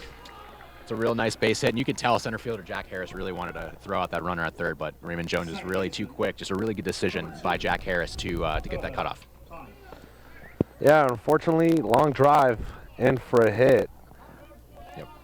It was Adam Holler. Holler's put some really good swings on the ball so far this game. Now we got their big hitter Dallas D up, and D's their big bopper, so you got to watch out for him. Don't hang him anything he can hit.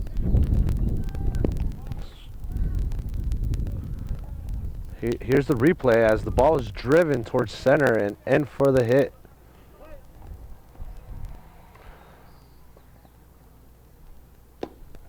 Center fielder had no shot in that one.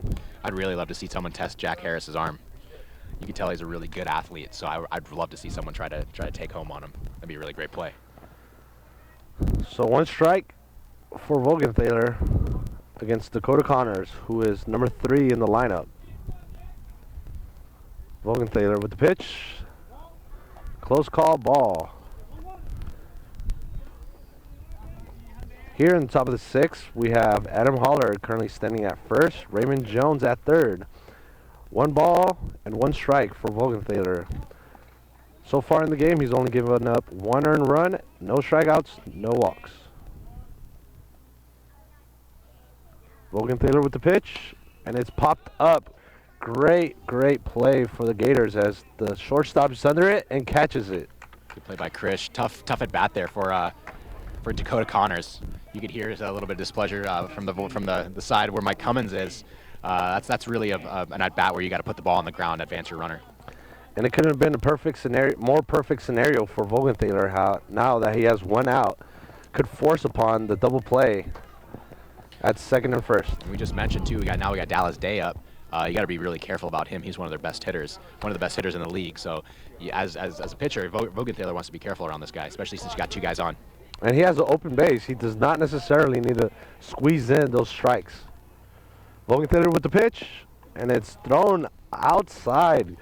Good stop there by Johnny Juarez as the ball was heading towards the backstop. Some respect there for Day from Vogenthaler. You're not going to want to start him off with a fastball. He's a really good fastball hitter, so start him off with a curveball, get him thinking, maybe come back with an elevated fastball here.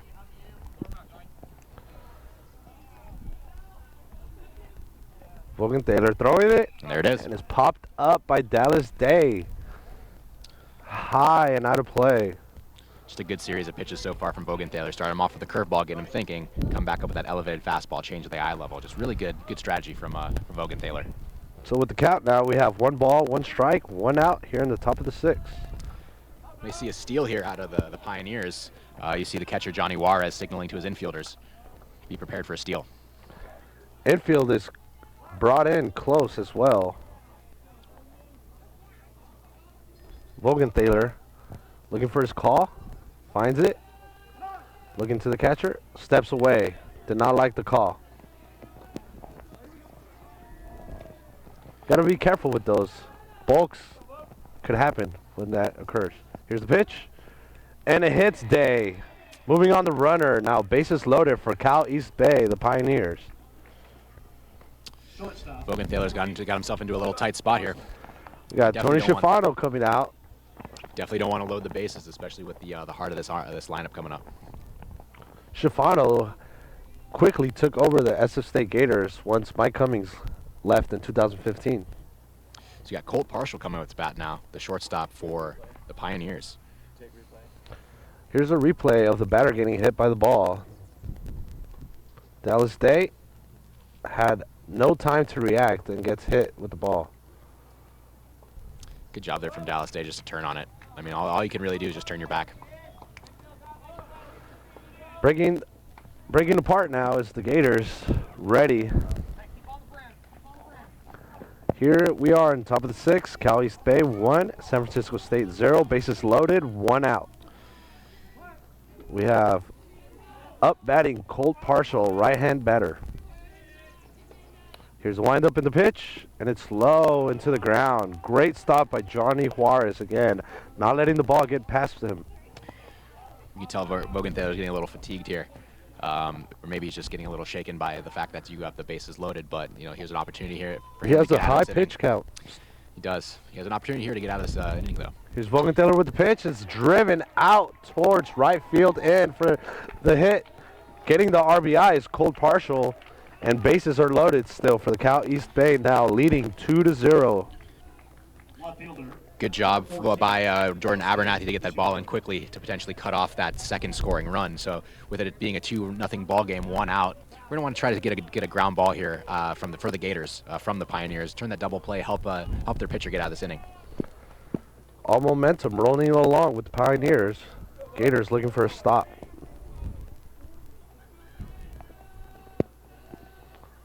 Vogenthaler pitches. Looks like just a bit outside on that one. Catcher not giving a break, keeping his strike zone tight.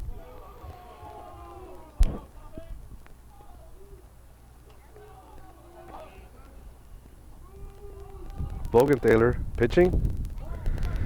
2 balls now in the count for Yoshimaru. Yoshimaru doing a really good job to work that count, getting Vogenthaler to throw some more pitches. You already said that he's got a pretty high pitch count. Good job by Yoshimaru. Vogenthaler looking to get out of the inning. Pitches, and it's popped out of play by Yoshimaru. 2-1 count. He has a chance to. Ishimaru's got a chance to drive all these runners in with the ball in the gap. Yeah, only 1 out in the inning. However, force play in all bases. San Francisco State could get out of the inning with a double play. Vogenthaler stepping off, help his timing out, catch his breath. Vogenthaler with a much lower pitching windup than Vesia. Ooh, man, the Gators cannot seem to get that low strike. Yeah, umpire not giving out any breaks. As Vogenthaler is throwing from the right side of the pitching mound, Vesia was throwing it from the left side. That might have some effect into it. Here's a drive by Yoshimaru. Quickly is the left fielder under it, throwing it. Runner going towards home, scores. Job by Harley Lopez to rein in that ball. That was a really hard hit ball, and had he backpedaled on that a little bit, it could have got over his head. But he turned right around, threw that ball in. Unfortunately, the run scores, but that's just a really good defensive play. Yep. There's only so much you could do under those circumstances. So great play by the Gators. Only giving up 1 run in that play. Yoshimaru definitely did his job, put the ball in play, get that run in.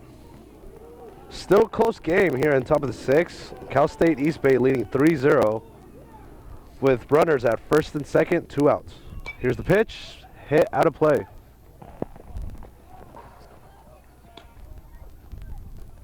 There's a good chance for Matt Cantelmi to get in another run and widen the gap on this the score here. We got 3-0 score so far. Cal State East Bay leading the San Francisco State Gators.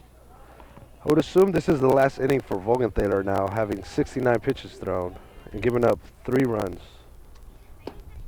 Really nice off-speed pitch. Thrown quickly to second, getting away for the Gators after that swing and miss. However, nice acrobatic play there from Jackson Krish.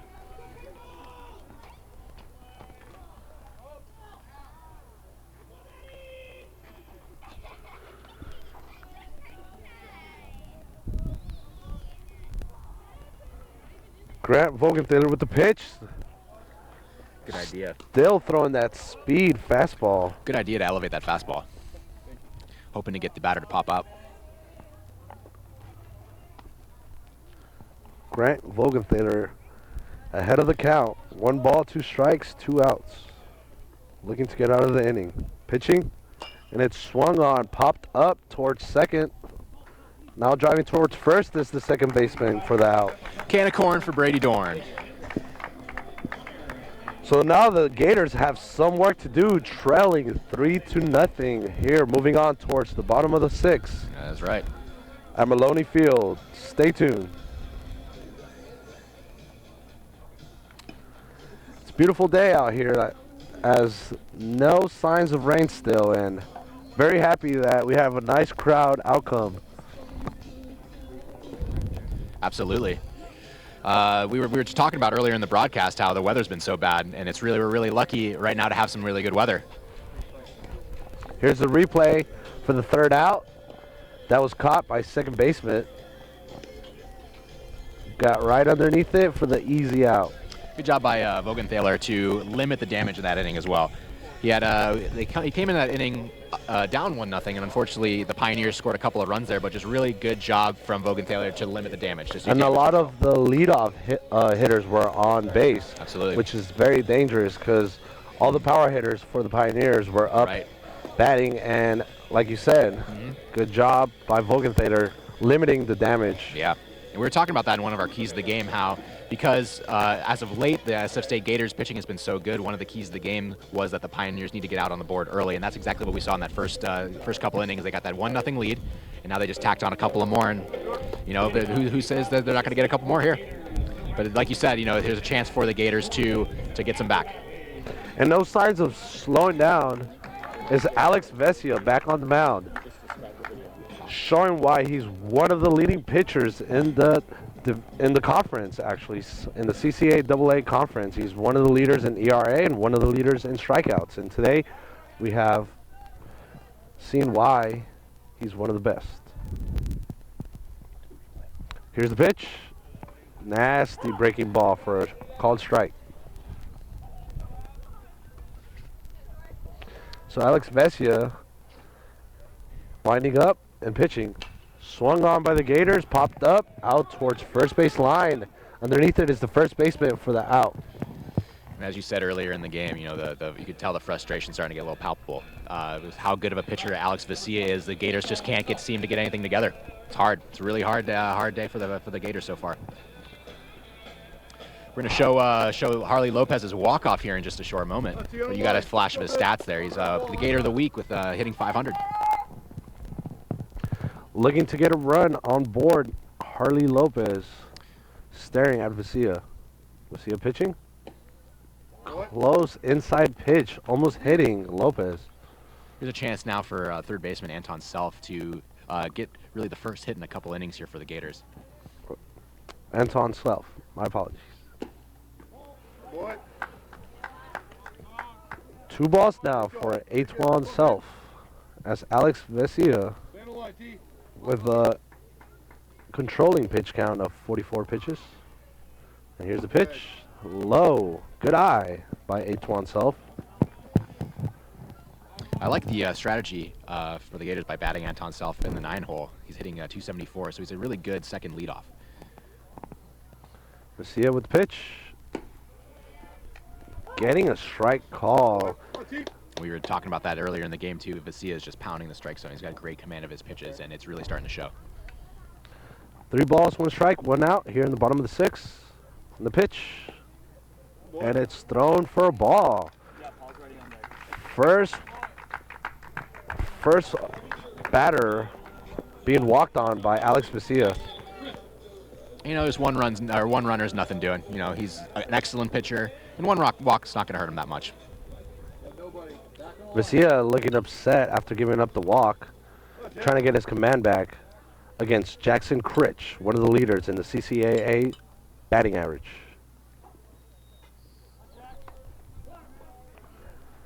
So we still have yet to see some offense from Jackson Critch. Hopefully the time is now here in the bottom of the 6th with a runner on and 1 out. With that astronomical average, I don't think it'll be long before we see his first hit of the game. Critch, leadoff batter for the Gators. Swinging, driving the ball out deep towards center field. It's the center fielder for the out.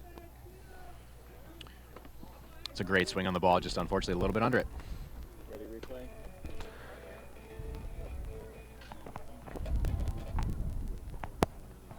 On the line, go. Number 24, Chris Smutnik. Look good. Chris Mutney looking to pick up the slack. Batting .263 for the year with the runner on first. Good. On deck, we have Harley Lopez. It's really important here for the Gators to start taking more balls, to really start getting Vesia's pitch count up. Vesia's been Definitely. cruising so far in this game. Vesia with the pitch. Inside called strike. So with a 1-1 count here, you'll see Vesia try to throw something in the dirt, having that runner on and first. It's possible he might even elevate a fastball here to try to get Smutney to pop out.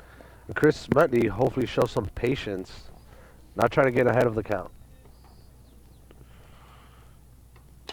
Swinging is Smutney towards second base, easily picked up, throw to first for that. Excellent play by Dakota Connors to just stick with the ground ball. A lot of those times, like we saw with Jackson Chris, sometimes that hop comes up on you and you bobble a little bit, but it's a great job by Dakota Connors to stick with it.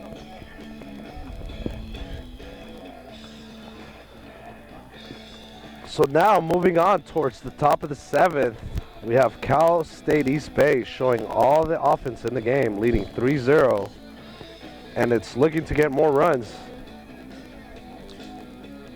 No pitching change for the Gators, as we still have Grant Vogenthaler out in the mound. Despite the the 3-run lead for the Pioneers, that just shows the confidence that the Gators management has in Grant Vogenthaler, and you could tell he's really earned his spot. He's earned the right to be here, and then the coaches are reflecting that by keeping him out there. He's got good command of his pitches. It's just they're not getting any offense. So here's the highlight for Lopez, as he got the game-winning run and won the game for the Gators. That was one of the hugest moments in his career, no doubt. And that's part of the Just reason look why at the team reaction. Absolutely, and that's definitely part of the reason why he was named Gator of the Week. He was hitting 500, couple home runs, 9 RBIs, and that big walk-off hit. Heck, it's almost like you have to give it to that guy. I'm surprised I did not catch that on SportsCenter top 10 plays. That is definitely worthy of a SportsCenter top 10 play there. I mean, you're seeing it again. Just an excellent stroke there from Lopez to put in right center field, and you can just see that team go nuts. So now we are back in the game here at Maloney Field. 60 degrees weather, sunny. And you can see those stats there for Harley Lopez. That's nasty average: 500, 3 home runs, 9 RBIs, 7 runs scored, and 5-game hit streak. It's really a testament to how good of a player he is. Vogenthaler throwing the first pitch in the top of the 7th for a ball. Vogenthaler pitching again quickly. We got Jacob Eater at bat right now, and Eater has been one of the catalysts for getting this offense started for the Pioneers. So not necessarily got to pitch around him, but you got to be careful around this guy. He's got a couple of hits on the day. Yeah, he's been in trouble for Vogenthaler specifically. And Eater's got to be happy with his performance. You just saw on the screen there. He was hitting .211 for the season, so he's been slumping a little bit. So having a couple hits in this game today is definitely boosting his confidence level. So you can't help but be happy for him. Definitely. Here's the pitch. It's driven on by Eater once again towards center field. However, Jack Harris quickly under it and making it for the easy out. Very few balls escape that range of Jack Harris. He's such a quick player, as we saw him running down the line. He almost beat out that one ball, but just a really great center fielder. Good glove, good speed, excellent arm. Not a lot of balls get past him. Yes, I like the quick feet.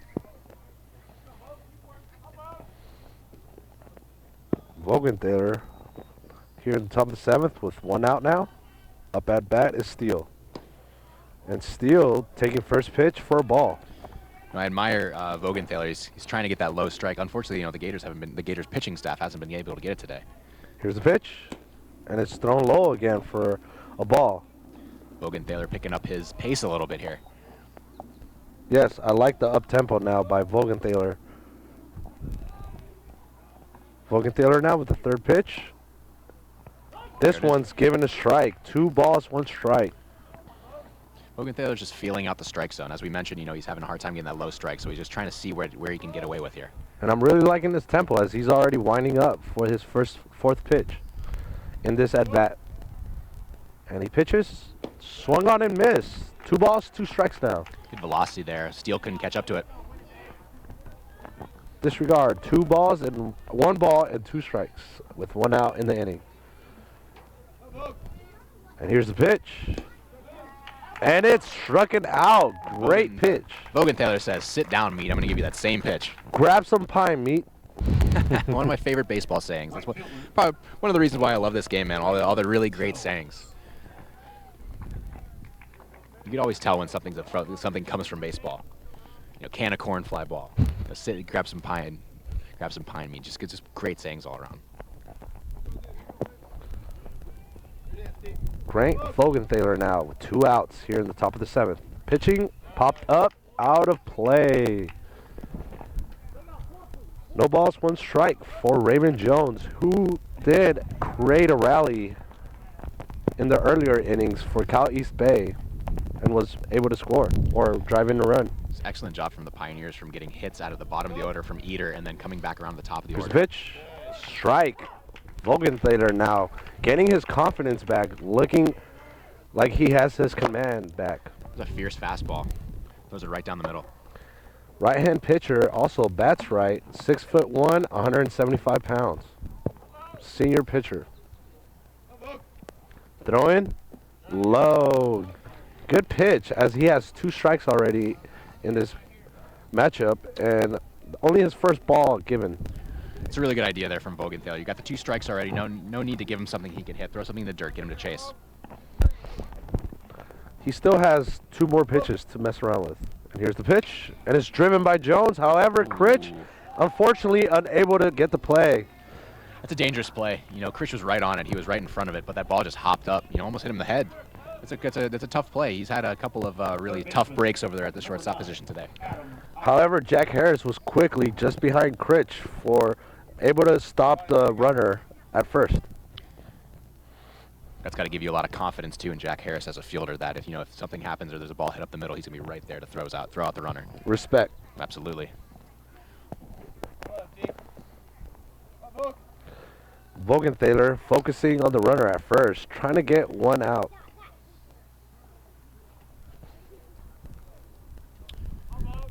Coach Mike Cummins going to talk to the umpire, home plate umpire Ricardo Rodriguez.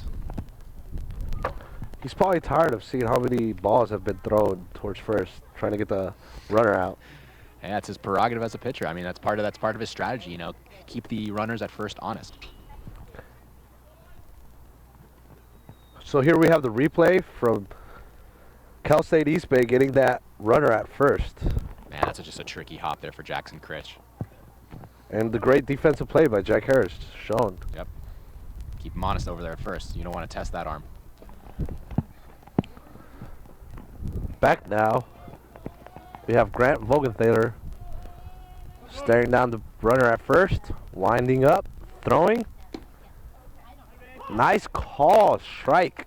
It's a letters high fastball. That's a really tricky pitch, as we talked about earlier in the broadcast. You know, those high fastballs are really tough to hit, especially if it's going to be one in the strike zone. You can either swing at it, try to chase it, or you're just going to let it go, and that was just a perfectly placed fastball. Vogenthaler now with outrageous 86 pitches thrown in this game. I am not familiar with collegiate play of high pitch count. Well, I think they're going to try to keep him under 100 pitches. Generally, at a pro level, 100 pitches is almost your limit, unless you're a workhorse like Madison Bumgarner or Johnny Cueto. But I think they're going to try to keep him at under 100 pitches today. He rounds out the back end of that rotation. He's the 4th starter, so while you want him to get him to throw a lot of pitches, get him deep in the game, give him the chance to get some hits, you got to be worried about his arm a little bit here. He's showing great stamina. Pitching, and it's popped up out towards left field. Running underneath it for the out is the Gators. Lopez had to run a long way for that fly ball. Really good job by Lopez to stay focused. And really good job by Lopez not losing the ball in the air. As it starts getting grayer and grayer out here, it's harder to see the ball. Lopez not only a talented offensive batter, but a great defensive player. Here's the replay now. As the ball is hit high and out towards left field, but Lopez running hard towards right field line, catches the ball for the out, ending the inning. That was a good swing put on by Holler, but just a little bit under it. Ending the top of the 7th, now moving on towards the bottom of the 7th, and we have the 7th inning stretch coming up.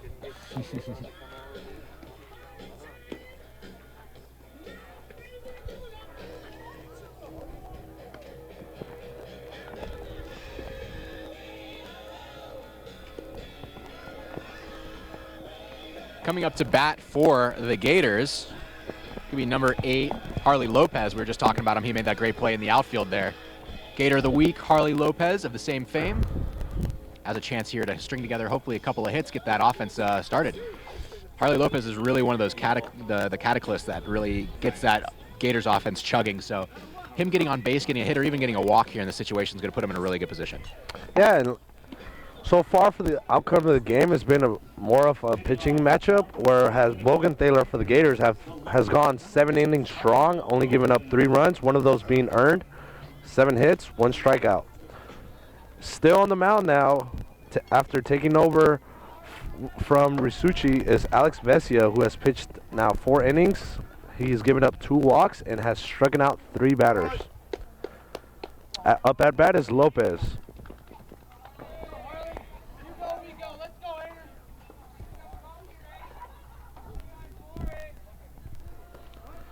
Alex Vesia ready, pitching, and Lopez taking the ball. Called strike.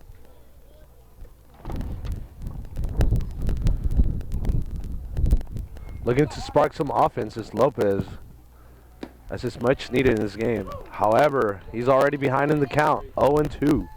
Look like a little cutter, maybe a slider there. It's a good spot there from Vesia. And Alex Vesia not wasting any time throwing his pitches, already winding up. Pitching. Striking out Lopez, making him look like a rook. That's a really tricky at bat. I mean, you come and start with a fastball, get that first strike, come back with a slider, get that second strike. As a hitter, you really got to be on your toes, and unfortunately, he just missed it. 9 players. So the SF State baseball team, very philanthropic organization. We see here from their Twitter page that they honoring scholar athletes this afternoon. Jackson Krish, Vogelthaler was part of the group that went out and helped out some local youth. You can see they're getting honored in that photo there. Strike 1 now for Alex Vesia. Bottom of the 7th. 3-0, Cal State East Bay. Starting to get a little cold over here down in Maloney Field. It's going to be important for these pitchers to stay warm. Brady Dorn looking to get on board. Taking the pitch for a strike. Oh, go 2B, let's go. Now behind the count. 1 ball, 2 strikes, 1 out. Yes, sir. Let's go, babe. Okay. Alright, gotcha. Alex Vesia trying to get an inside call. Almost hit Dorn there. CCAA track athletes of the week. 2 balls and 2 strikes, 1 out for Brady Dorn. Alex Vesia did not like the last call. Look into his catcher's eyes. Did not like the second call. Now agrees with the third call. Gets the windup pitch. Driven out towards first base line, foul. Great swing by Brady Dorn. Here's a chance here for Dorn to get a hit. Hopefully get these Gators on the board. Alex Vesia now with his windup and the pitch. Ooh, Throwing it low. However, Dorn tried to hold up, unsuccessful, and the umpire gives it strike 3 call. We're going to give another shout out to the Cal State Athletes of the Week. We had mentioned earlier in the broadcast, Cal State LA athlete Jalea Miles wins CCAA Track Athlete of the Week, and our very own Courtney Massengale wins CCAA Field Athlete of the Week. Courtney Massengale turned in a pair of podium finishers at the Woody Wilson Classic to net the CCAA Weekly Honors. Woo! Go Courtney. Go Gators. Vesia with the pitch now. Quickly is the first baseman underneath it. And for the out. Nothing doing again for the Gators. Like we said earlier in the broadcast, the frustration starting to get a little palpable. I mean, they're not putting bad swings on the ball. It's just Alex Vesia is doing an excellent job keeping them off balance, getting them to roll over, to ground out, to pop balls up. There hasn't been a solid hit yet all day as long as Alex Vesia has been pitching. Yeah, and Alex Vesia being one of the best pitchers for Cal State East Bay, you have to wonder if he's going to come out later on in the series again, because he has seen very dominant, has not given up any runs, and he looks like a stop runner for the Gators. Well, as we had mentioned, Alex Vesia hadn't given up a run since March 9th, and he's continuing that scoreless streak. I mean, what do you do against that, How do you come into this game knowing that you're going to see this guy maybe any day this week, and with just how well he's been pitching at just tiny ERA? It's definitely intimidating coming into this game. And now that he's pitching against you, I mean, just seeing how good he is in person, it's impressive. Yeah, great call by Mike Cummings. Give a shout out to the State women's soccer. Their Gators are going to be heading north on Sunday to take on Dominican and the Santa Rosa JC Bear Cubs. Proceeds from those games, the matches benefit Rebuild NB at Rebuild NB on Twitter. Rebuild North Bay, excuse me. The first game starts at 11:30 against Dominican. The second game at 2:30 against Santa Rosa JC. Rebuild North. That is for Rebuild North Bay. The proceeds of those games are going to go to Rebuild North Bay for the Fires. Still out there, we have Grant Vogenthaler here at the top of the 8th. Winding up, pitching, and is driven towards third. The hot corner gets away out towards left field now. Lopez looking to hold the runner, unsuccessful. Giving up the double is the Gators. Man, that was smoked by Dakota Carnes. Just a laser off that bat. Number 15. Not much you can do as a third baseman, but just react to it. And unfortunately, it was just a split second too late. And unfortunately for Lopez, it did not get out to left field fast enough to hold the runner at first. Good speed there from Connors as well to take that second base. Absolutely. And here's the replay as it was driven quickly down the third base line and out towards left field for the double.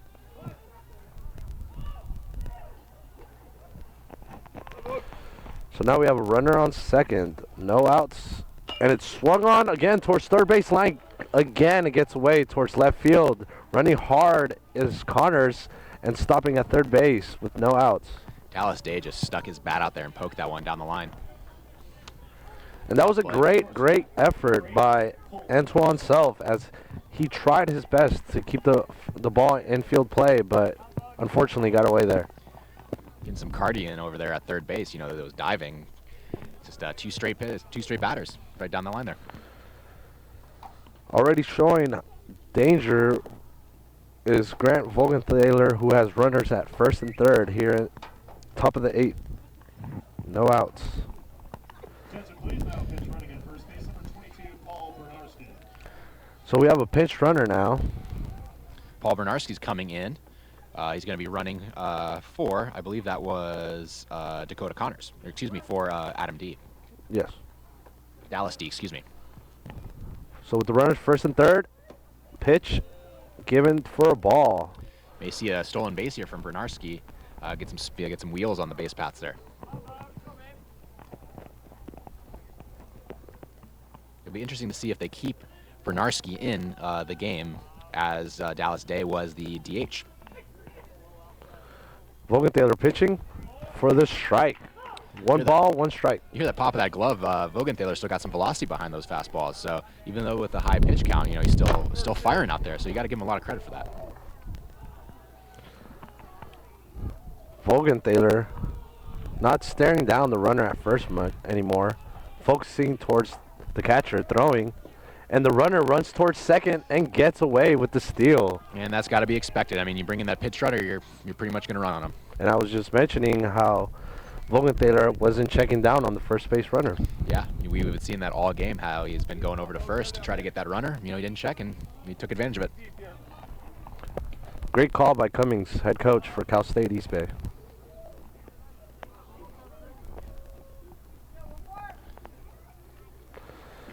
Grant Vogenthaler looking to hold the runners at second and third, not giving up any runs, pitching away.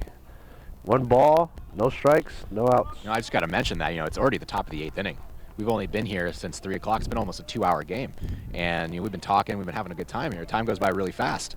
This game is almost done.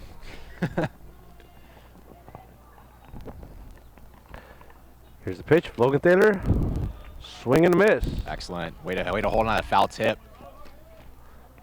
Definitely helps out your pitcher there. Colt Partial was striking out there as the count was 2 balls, 2 strikes. Swung and missed. Foul tip back to the catcher. And now Vogenthaler has 2 strikeouts under his belt in the game. Ushimaro has a chance here to bring in these 2 runs. Base hit could score 2. Vogenthaler, he's going to walk or pitching away from the batter. Oh, looks like they're going to intentionally walk him. Load the bases. It's a good call as they are going to try to get a force play on all bases with 1 out. And up at bat, we're going to have Matt Cantelmi. With Cantelmi coming up to bat, Vogenthaler is going to want to go for the strikeout or get that ground ball. Anything in the air has a potential to score that run.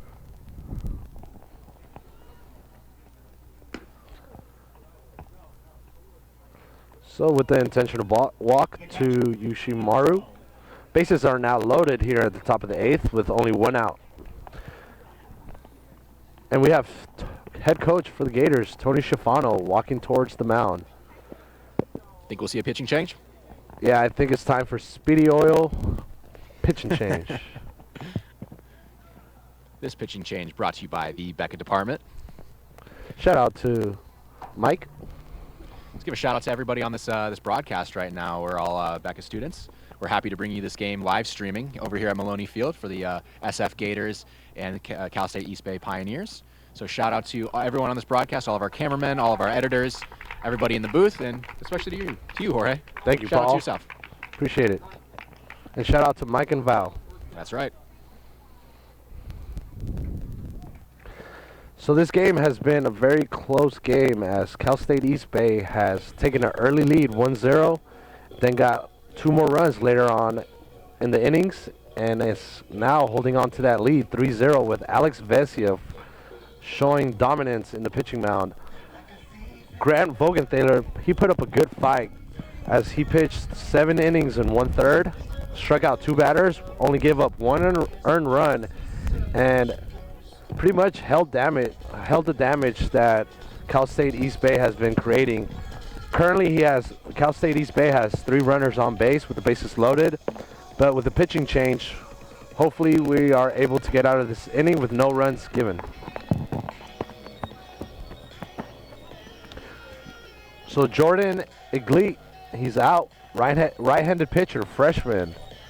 He stands at 6 feet 4 inches, 210 pounds. He throws right but bats left, so it's an interesting combination. We're going to get to see what this freshman has.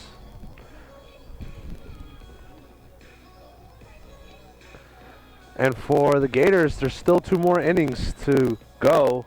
Hopefully they get some runs whenever they get up to bat. Here's a chance for the pitcher, Brett. That is Iglite, to turn it around. He's struggling a little bit, but here's a chance for him to turn it around. Wherever it takes it, man. All right, boy. Go, man.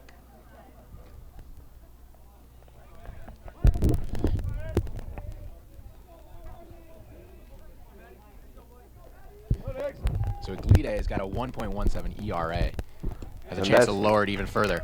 First pitch for Iglite was given for a strike.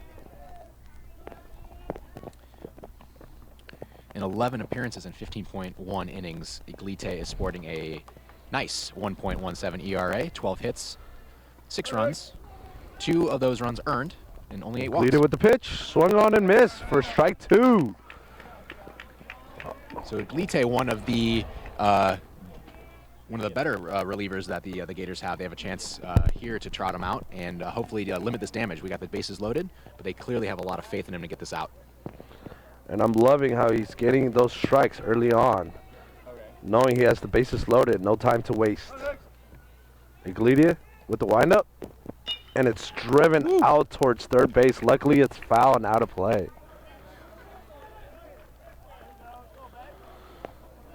Can't tell me just straightens that one out. That could be a couple of runs. Absolutely. Iglite, he has various pitches to mess around with. Does not necessarily need to throw the strike. Yeah, I think you're right. I think he's going to try to get him to chase on something here. Pitching low into the dirt. Luckily, Johnny Juarez was able to get in front of it, not letting the ball get back to the backstop. That's just a testament to how good of a catcher Juarez is. Even if he gets the ball in the dirt, he's not going to let anything by him because that ball goes to the backstop. That's potentially 1 or 2 runs. And Juarez, that's not the first time he's kept the ball in front of him. Outstanding defensive play in the game for Juarez behind the helm. We'll talk about this later. We're going to do a All right, drum ball, man. this hitter. Good job. Say broadcast and electronic. So Iglite with the pitch. wisely throwing it towards the outside. Now giving up 2 balls in the count. He still has 1 ball to mess around with. So, like I said, he does not have to force a strike in this pitch.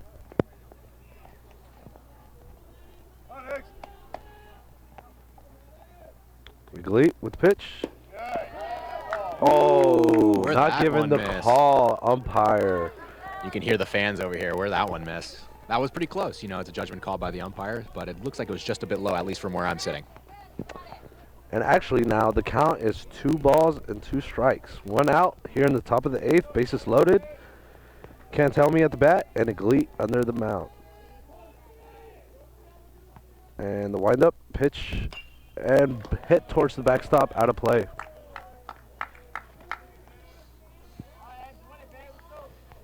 On that previous pitch, you could really hear the pop of that glove from that fastball by Iglite. He's got great velocity, a little bit of movement on it too. 2 innings left. So Jordan Iglite pitching, and it's swung on and hit towards the backstop once Really again. great at bat by Can't Tell Me. Iglite is a relief pitcher, so he doesn't throw a ton of pitches. So by Can't Tell Me fouling off so many pitches, he's really driving that pitch count up. Umpire ready. Pitcher waiting for his call. Getting it. Winding up. Iglite pitching. Swung on and missed for the Got him. strikeout. You could see Johnny Juarez all fired up after that strikeout. This is what they really needed, that with the bases Yes. loaded.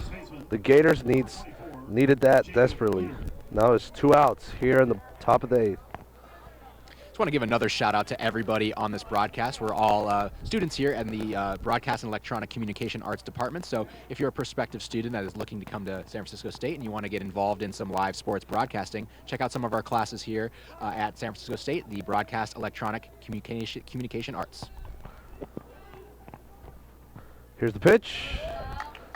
Nasty breaking ball for a strike 1. Speaking of our Becca team, I'm really envious of everybody in the booth right now. It's nice and warm in there. We're starting to get a little cold and gray down here at the field. I got to give a shout out to everybody over there in the studio. Stay warm, guys.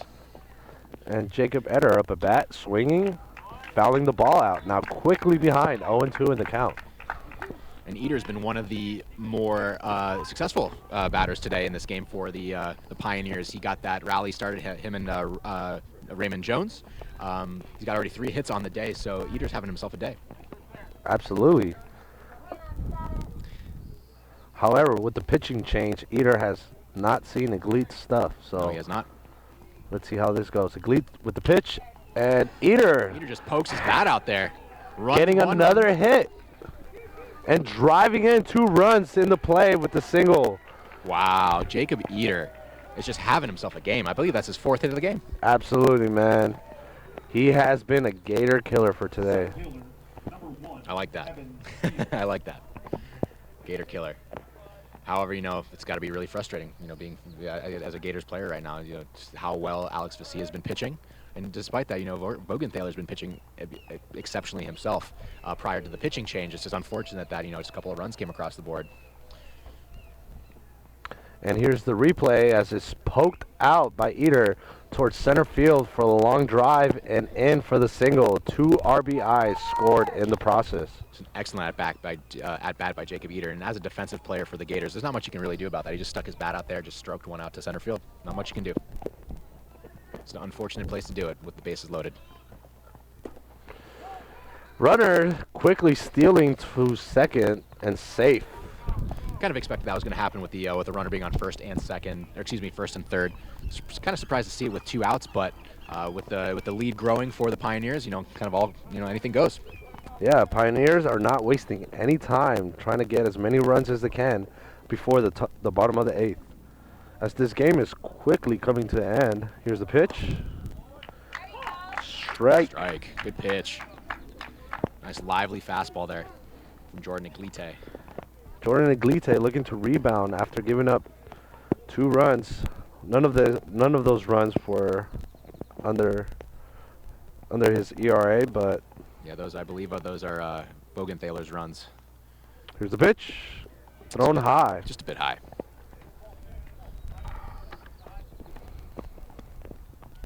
2 outs. Up at bat, we have Evan Steele, who also has been a difference maker in this game. 2 outs. Man on second and third. 2 balls, 1 strike.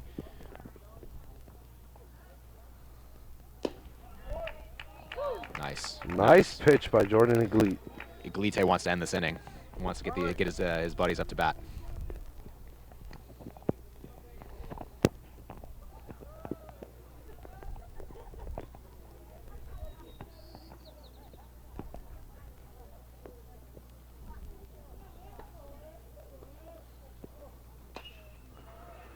So it's hit and popped up out towards left field. Lopez underneath it, finally ending the inning. And a sigh of relief from the crowd. Finally, that inning is over. We just saw 2 more runs score. Just a really just a rough last couple innings for the Gators. They can't put together much offense, and not much you can do when you can't score any runs. And earlier we mentioned that Eder has gotten 4 hits in the game. However, he's only has had 3 hits at 4 at bats, scored 1 run, and he's driven in 2 runs. Gators feeling depleted, looking to bounce back here in the bottom of the 8th. Now back 5-0. Coming in the bottom of this 8th inning, we're going to really want to see just a serious offensive showing from the Gators. Really hard to do with how well Alex Vesia has been pitching, but just got to put the bat on the ball, try to get as many hits as you can.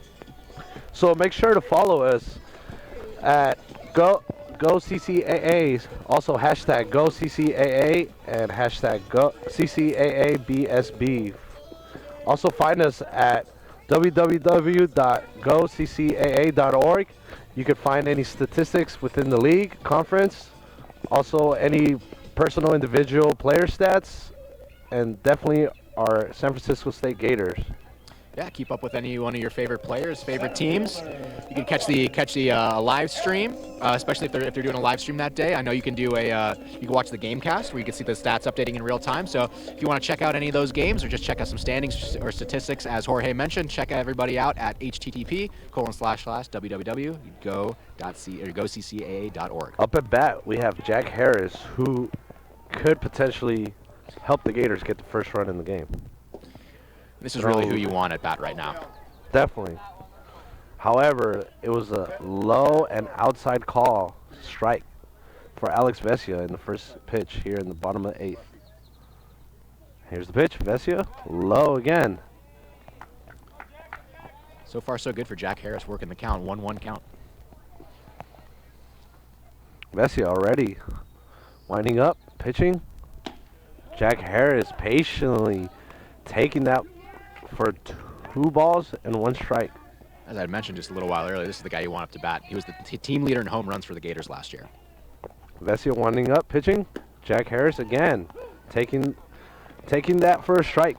2 balls, 2 strikes now here in the bottom of the 8th. See a little grimace there on Jack Harris's face. He knows that's a really good pitch. He should. And Jack Harris is not choking up, and he drives this out towards right field, creating some type of rally now, getting a base hit. And definitely what the Gators needed. You have your leadoff hitter get on. One of your better hitters get a nice solid single, help his confidence. Hopefully that helps the confidence of everybody else in the dugout, and you just see a bunch of hits follow. And not only was this a big hit for the game, but a big hit for the series, as the Gators have not shown a lot of offensive power or pretty much hits. And yeah, like you said, it's been really tough to come by for runs for the Gators today. And Alex Vesia already with the pitch, down in the dirt. Jack Harris holding up at first. Tony Schifano making the call towards Jack Harris, not letting him get caught within the steal. Yeah, that would have been a tricky spot. The ball was right out in front of the catcher. He could have easily put one down to second. Alex Vesia now winding up, pitching, and is swung on hard by Johnny Juarez, hit towards the backstop. Just off the edge of his bat there. Juarez is starting to catch up to it a little bit. Be a really good position. Definitely help his confidence here if he can get a nice base knock. Hopefully, maybe advance Jack Harris to third, potentially score a run in the next at bat. Or just get on base, Johnny Juarez. We need some type of rally. Pitching to the dirt is Alex Vesia, now having 2 balls, 1 strike in the count. Sorry, go ahead. Currently standing at first, we have Jack Harris. Like you mentioned, hopefully trying to move on the runner towards second and third. Absolutely. Potentially home. Alex Vesia winding up, pitching. Down in the dirt. So Alex Vesia, ever since he came out here in the bottom of the 8th, he's thrown a lot of balls down in the dirt. Yeah. And you know, he can afford that right now. They're up by 5. You don't have to give them something they can hit. Just make them chase. You know, they've been chasing all game. Really not a bad strategy. And Gators showing great patience, not swinging early. Again, taking the ball and walking now. Great at bat by Johnny Juarez. Absolutely. Number 10, short, Abernathy. So now we have runners at first and second. Jack Harris is currently standing at second, and Johnny Juarez at first after taking that walk. Up at bat, we have Jordan Abernathy.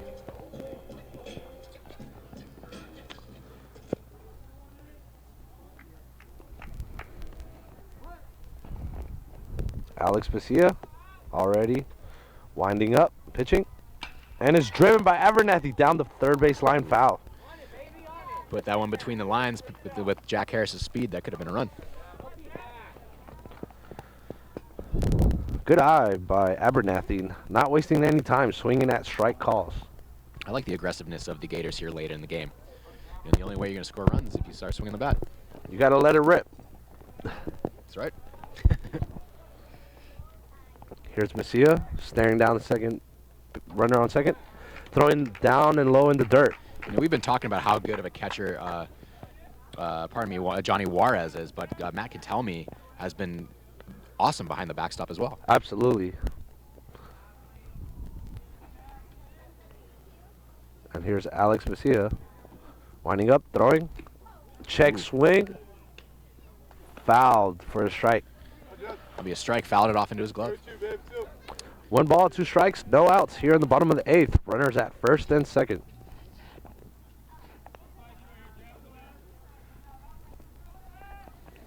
Alex Vesia has definitely slowed down his command a bit. Yes, he has. Staring down the runner at second. Pitching. Swung on. Out of play. Abernathy.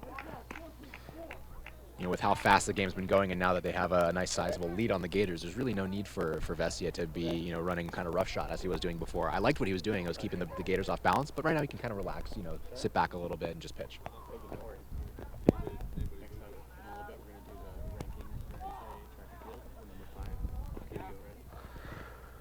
So we have 1 ball. That ball is swung on towards the backstop. Abernathy putting up a battle against Alex Vesia. Vesia now up to pitch count 73. Not showing any signs of slowing down, as he has not given up a run in this game ever since coming in and taking over.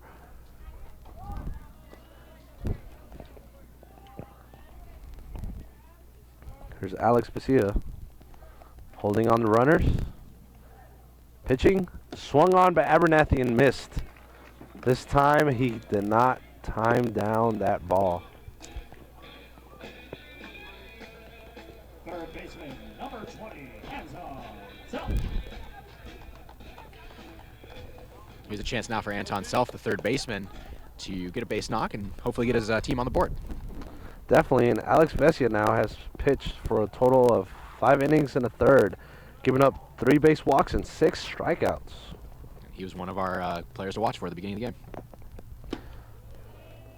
With that pitch being thrown for Alex Vesia, he has now thrown for 79 pitches in the game. He came in at the top of the third after taking over from, he took over from Nick Riccitti, who also pitched a phenomenal game. Nick Risucci, he pitched 2 innings and he struck out a batter. So Antoine Self now has gotten behind the count as he has just fouled the ball off. Antoine Self, he's a right-handed batter, also throws right at 5'10", 180 pounds, junior infielder. Waiting for the pitch. Alex Vesia. Ooh, close. Coming close. Close pitch thrown towards Antoine Self, almost knocking him out of the game towards the head area. 1 ball, 2 strikes, and 1 out here in the bottom of the 8th with runners at first and second. Alex Vesia throwing and swung on. Popped foul towards the first baseman for the easy out. Antoine Self unfortunately got caught swinging there, fouling the ball off towards first base line. That is where the first baseman was able to quickly pick up the ball and run down for the out. In the process, Antoine Self moved the runners, Johnny Juarez and Jack Harris, down to second and third. And now with San Francisco State's most dangerous hitter, Jackson Critch, at the batting. Alex Vesia pitches. Nice curveball there. Yes, definitely nicely thrown breaking ball that Alex Vesia throwing off Jackson Critch's timing. For Critch now, hoping to drive in the two runners. Swinging and driving it out towards center field is Critch. However, the center fielder is under it for the quick out. Man, that's got to be frustrating. Putting a really good swing on the ball, having a chance to score 2 runs, and it just going right to the center fielder. That's a tough play. Evan Steele with a great play out in center field. Ending the inning. And the NCAA D2 women's track and field top 10 rankings have been posted. Leading the pack is West Texas A&M, and our very own San Francisco State is coming in at 5th. And you can see the rankings there up on your screen. We were previously at 6, so we have improved 1 spot, which is a huge difference maker. And fun fact, the number 2 team, Grand Valley State, I used to live really close there when I was living in Michigan. So it's really fun to see them on the board there. Small world. Awesome.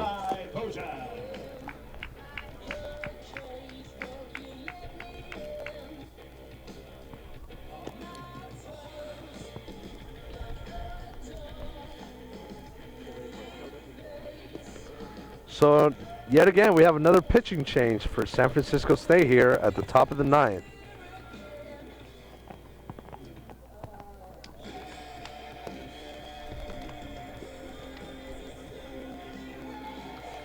Coming in for San Francisco State Gators, we have Cy Vojak.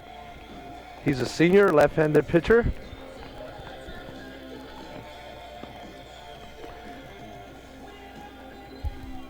Looking to hold the score as it is, 5-0. It's been a very well executed game from Cal State East Bay, as they had made really good calls. Starting off for the game, they threw out Nick Risucci, who pitched 2 innings, and then to our surprise, pitcher Alex Vesia came out and has just dominated batters. Just an aside as well, Cy Vojak coming into this game. This is his 7th appearance of the season. He's got 4.2 innings pitched with an 11.57 ERA, which means he's given up 6 runs in all of his appearances. Kind of a rough season so far for Vojak, but he has a chance here to lower that ERA and give his team a chance to get back into it. Yeah, game's not over yet, so hold on tight to your seats, as the Gators have shown signs of coming back from behind before. Absolutely.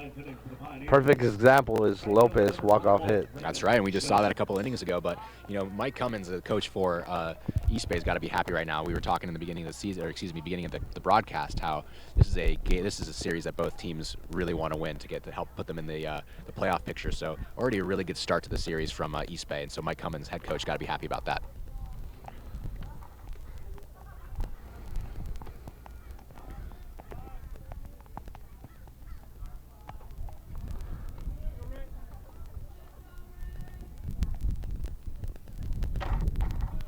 So here we are, top of the 9th, here at Maloney Field,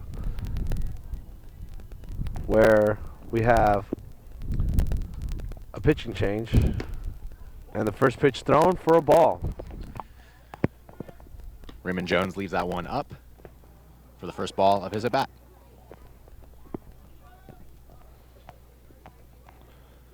Cy Vojak trying to get a strike early on here in the top of the 9th.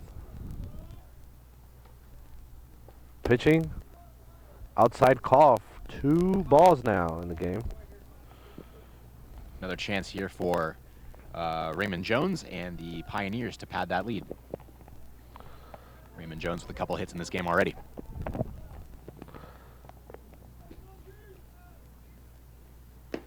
As you mentioned, Raymond Jones, he has scored a run in this game. He has 3 hits, and he's also driven in a run. As for the number 2 hitter who's on deck, Holler, he's also scored in a run and also has gotten a hit of his very own. Connors, just behind Holler, has scored another run. Briniarski, he came in to pitch run, also scored a run. And the Gator killer, Jacob Etter, he has 3 hits in this game, two RBIs, and 1 run. That will be the 5 runs scored in this game. And quickly, Jones is walked towards first. Third baseman, number 9, Adam Holland. So you have to wonder if Alex Vesia is going to come out to pitch the bottom of the 9th. It's possible. I mean, with how well he's been pitching so far, I don't see why not. Cal East Bay now with runner at first. And up at bat, we have Adam Holler. And this pitch comes, hit towards shortstop. Throwing to second, throwing to first for the oh, no. Can only get 1 of the 2 outs. Not a bad play there by Jackson. It was a Krish bang call. It was, certainly was. Jackson Krish made a really good play there at short on the run to get the out at second. I still like the defensive effort by the Gators, as Absolutely. there are no signs of slowing down and giving up. That's what you really want to see out of your team, is that even though you're down 5 runs coming into the 9th, you guys don't hang your heads, you're not giving up, you're still playing hard. Absolutely, because this is only the first game of a 4-game series. Make sure to tune in tomorrow. First pitch being thrown at noon. Cal State East Bay against San Francisco State. Then we have another game, a doubleheader on Saturday, for another game scheduled at 3 p.m. And wrapping up the series for Cal State East Bay against San Francisco State will be this Sunday at noon here at Maloney Field. And Vojak got the strike on that last pitch there, and he's doing a good job. He was a little bit shaky coming into this game, but he's starting to regain his command there.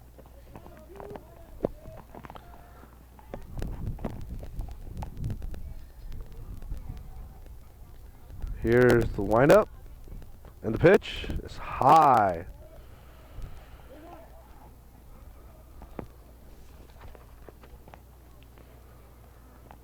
So Vojak trying to generate some outs here in the top of the 9th, as he has a runner in first.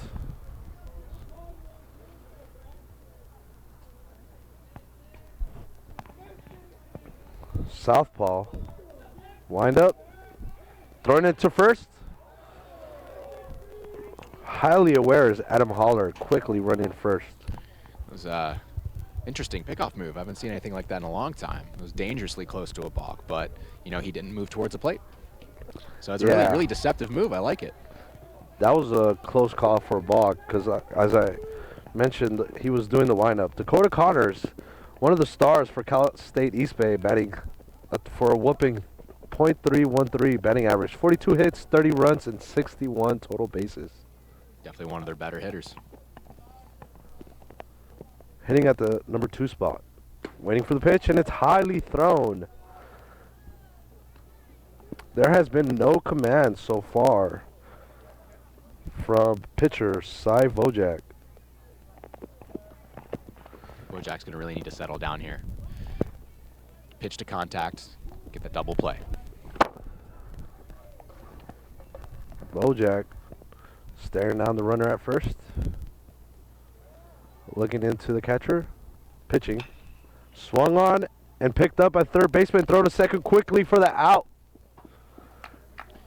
Good play there by Self to recover and get that out at second, get that lead runner. Got 2 outs now. Absolutely. Antoine Self finally able to hold the ball in front of him and quickly throwing it to second for the out. Despite the fact that Vojak's been a little bit shaky, it's been a pretty good, clean inning so far for the Gators. Your attention, please. Here's the replay as it's swung on. Antoine Swell quickly picking up the ball, throwing it second for the out. Pinch hitting for the Pioneers, number 3, Aaron Alma. So now we have a pinch hitter for the Pioneers, Aaron Album.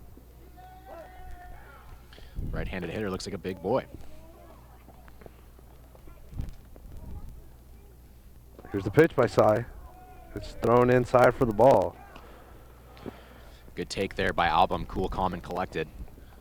You can tell that he's in here to get business done. He's here to get the job done. Wants to get this base hit, advance that runner, and just pad this lead. If you're just tuning in now, Cal State East Bay is leading in this game 5-0 against the San Francisco State Gators here in Game 1 of a 4-game series. And with the ball in the dirt, runner at first takes second. 2 outs. Hopefully Vojak can limit the damage here. He's been a little shaky, but so far it's been a pretty good inning for the Gators. No runs given up yet. 2 outs. Just need to get this last out and move on towards the bottom of the 9th, as hopefully the Gators could generate some offense and not get shut out in this one. Here's Vojak with the pitch. And it's up and out for the ball. I want to give starting pitcher Vogelthaler a lot of credit. You know, they got a couple of runs against him, but he pitched phenomenally aside from that. So, you know, it's unfortunate that the offense has been a little shaky today. You really want to get run, especially with a great pitching performance like he had today. You really want to help out your pitcher get some runs.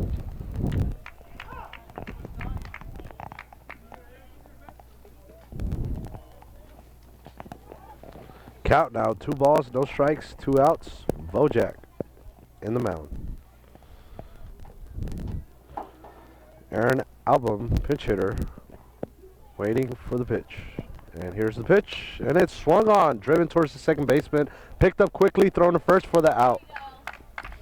Good recovery there by Dorn to get the out. That was a really hard hit ball. Excellent job to reel it in, stay cool and calm and collected, not panic, get that ball over the first baseman and get the out. Excellent job by Brady Dorn. And a strong defensive play to end the top of the 9th as the Gators are looking to get in a run. You could see the team is desperately needing a run as some hitting streaks are on the line right now, Paul. They certainly are. Here's a good opportunity now for the Gators to help out their pitcher Vogelthon and just get a run on the board. Don't let them get shut out. And here's the replay for the 3rd out in the game as pinch hitter is running hard towards first, but not in time as the Gators were able to get the out. So as Jorge mentioned earlier, the rest of the series will be continuing this weekend. Today, first game was today at 3 p.m. Second game tomorrow, Saturday, April 21st at noon. It's going to be part of a doubleheader. And then finally, the last game of this series is going to be Sunday, April 22nd, here again at noon.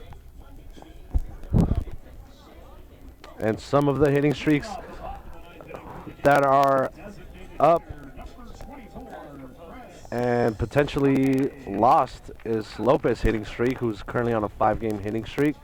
In this game, he's 0 for 2 with 1 walk and 1 strikeout. Up at bat now, we have Chris Mutney for the Gators. On deck, we have Harley Lopez, hopefully able to get a hit in this one.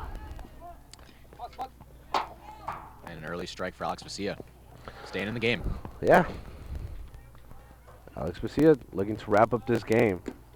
Ooh, nasty high pitch, swung on and missed. Great elevated fastball. That's hard to catch. That's a hard one to catch up to.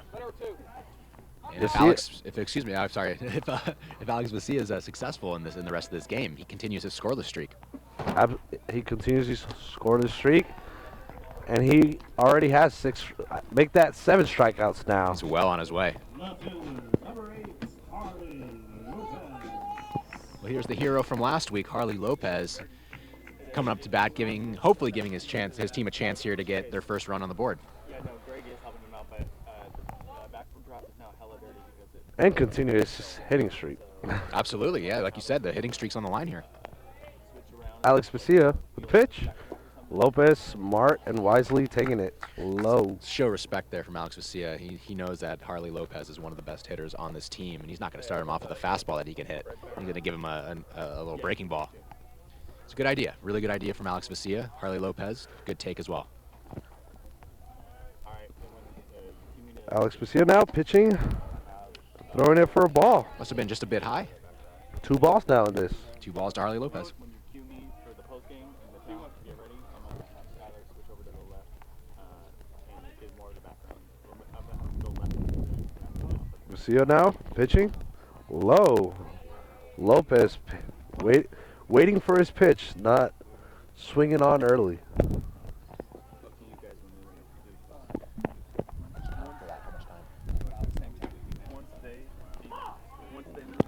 Lopez now getting a strike call. Still ahead of the count. 3 balls, 1 strike.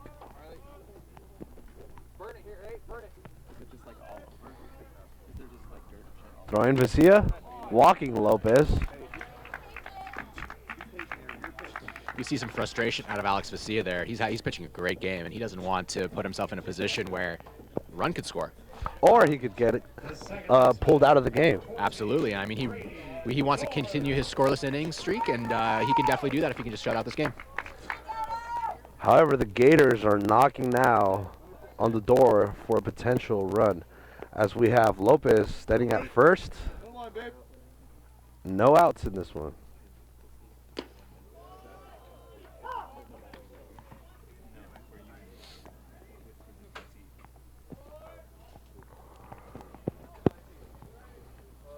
Now up at bat is Brady Dorn, right-handed batter. Vesia with the windup and the pitch. Dorn swinging out towards shortstop, getting underneath his feet, out towards left. Safe is Dorn at first, and Lopez moving on to second. The perfect defense of the Pioneers so far in this game.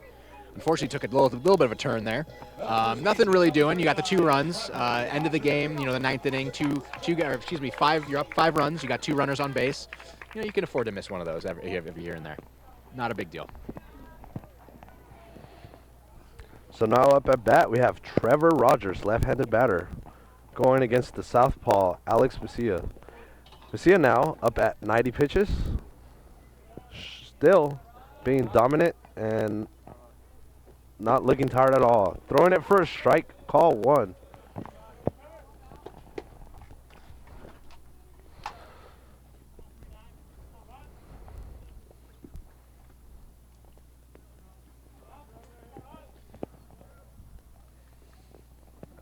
Alex Vesia, ready for the pitch.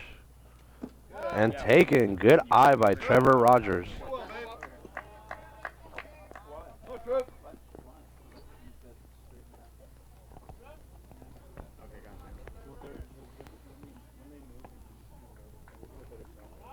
Alex Vesia not slowing down at all.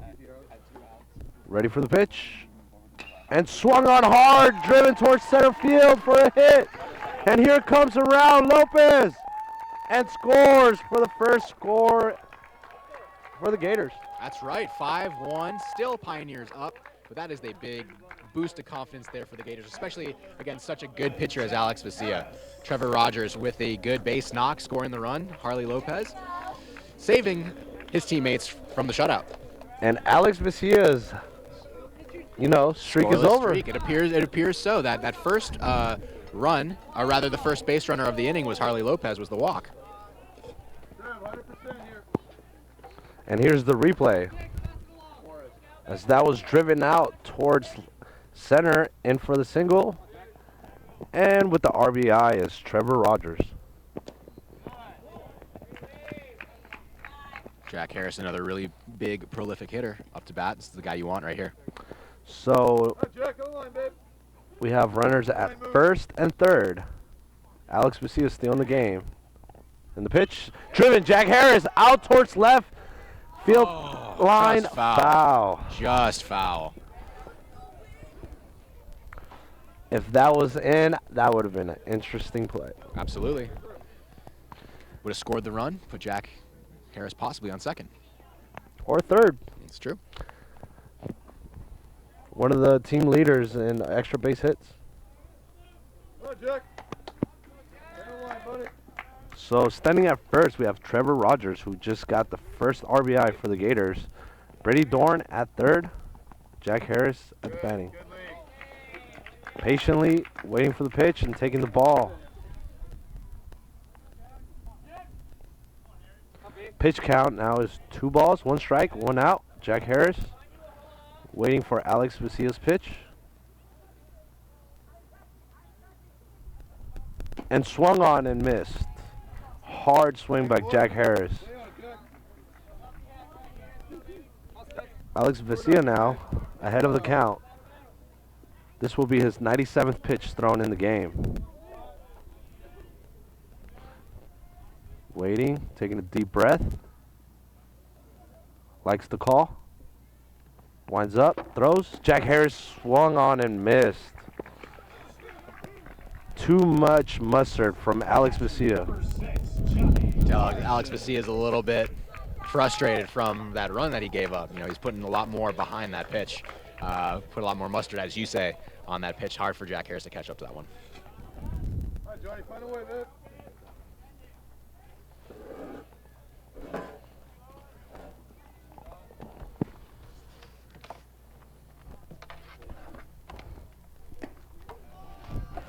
Too much, baby. Go.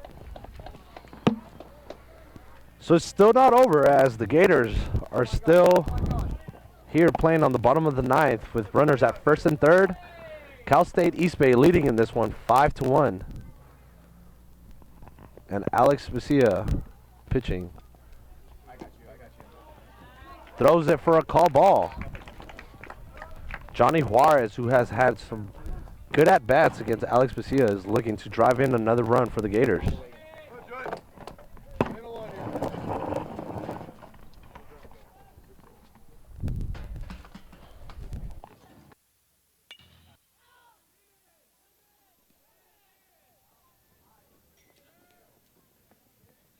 For the Gators in the ninth, one run on one hit, one error, and two runners left on base. The final score from game one of our series, the Cal State East Bay Pioneers 5, your San Francisco State Gators 1. Please make sure you come back out here tomorrow as the Gators and the Pioneers will take on each other in a doubleheader starting at noon here at Maloney Field. For everyone here at SF State Athletics, thank you for coming out this afternoon and have a pleasant April 20th.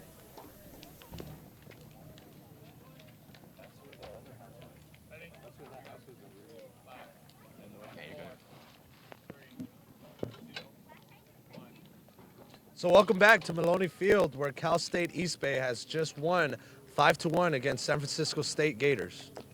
Yeah, it was a tough day for the Gators. Pitching-wise, I think their starting pitcher did an excellent job. He gave up a couple of runs, but he came out and showed why he deserves to be in the back end of the rotation. As we mentioned, he started off as a reliever, and they promoted him for this game, and he pitched magnificently. It was just unfortunate because, you know, a couple hits there, a couple hits here, a couple hits there, scored a couple of runs, and unfortunately he took the loss today. That was Vogenthaler. We were just talking about how good he was during the game. Especially we were talking about how good Alex Vesia was during this game. And we had mentioned up till the ninth inning, he had not given up a run until March 9th. And with the single, the RBI single off the bat of the Gators, that ended that streak. So, you know, it's a bittersweet moment for Alex Vesia. He pitched an excellent game, but he unfortunately lost that streak. Yeah, as you mentioned, I like the way the Gators ended the game offensively, as they were pretty much held scoreless throughout 8 innings, and finally leading off was Lopez, who was able to get on base and eventually scoring a run. Absolutely, and you know, we were talking about how good the Pioneers pitching was. They only gave up 2 hits total on this day today. Trevor Rogers with 1 hit, he ended up getting that first RBI, or the only RBI of the game, and Jack Harris had a hit. He was 1 for 4. So only 2 hits on the game for the entire Pioneers pitching staff today. So it is a really good testament to how, not only how good the Pioneers have been, but just how, you know, the Gators struggled a little bit against Alex Vesia and the Pioneer pitching. And then that's not to say that they're a bad team at all, because we know that the Gators can hit. We've seen some excellent comeback wins from the Gators, but just the Pioneer pitching was just too much for them today. And you could just see how good both coaches are, making the right calls at the right time, with Mike Cummings bringing in Alex Vesia at the top of the third and pretty much completing the rest of the game. I really expected to see Vesia come in a starting role maybe later in the series, but with that first run off the board for the Pioneers, Mike Cummins felt confident enough in Alex Vesia to bring him out and just finish the game out. Yeah, definitely. So to start off the game, we had Nick Risucci. He only pitched in 2 innings but got 2 strikeouts, and then that's when Alex Vesia came into the game, pitched in for the rest of the game, only giving up 1 run, as we mentioned. He did walk 4 batters, but struck out 8 in the process. And unfortunately, Risucci didn't pitch enough innings to get the win today, so the win is going to be credited to Alex Vesia. But like we said, he was a great pitcher. Rasucci did a good job, but Vesia was just incredible today. So that would be all for us. My name is Jorge Iniguez, I'm Paul DePond. and thanks for tuning in for Gator Sports Net.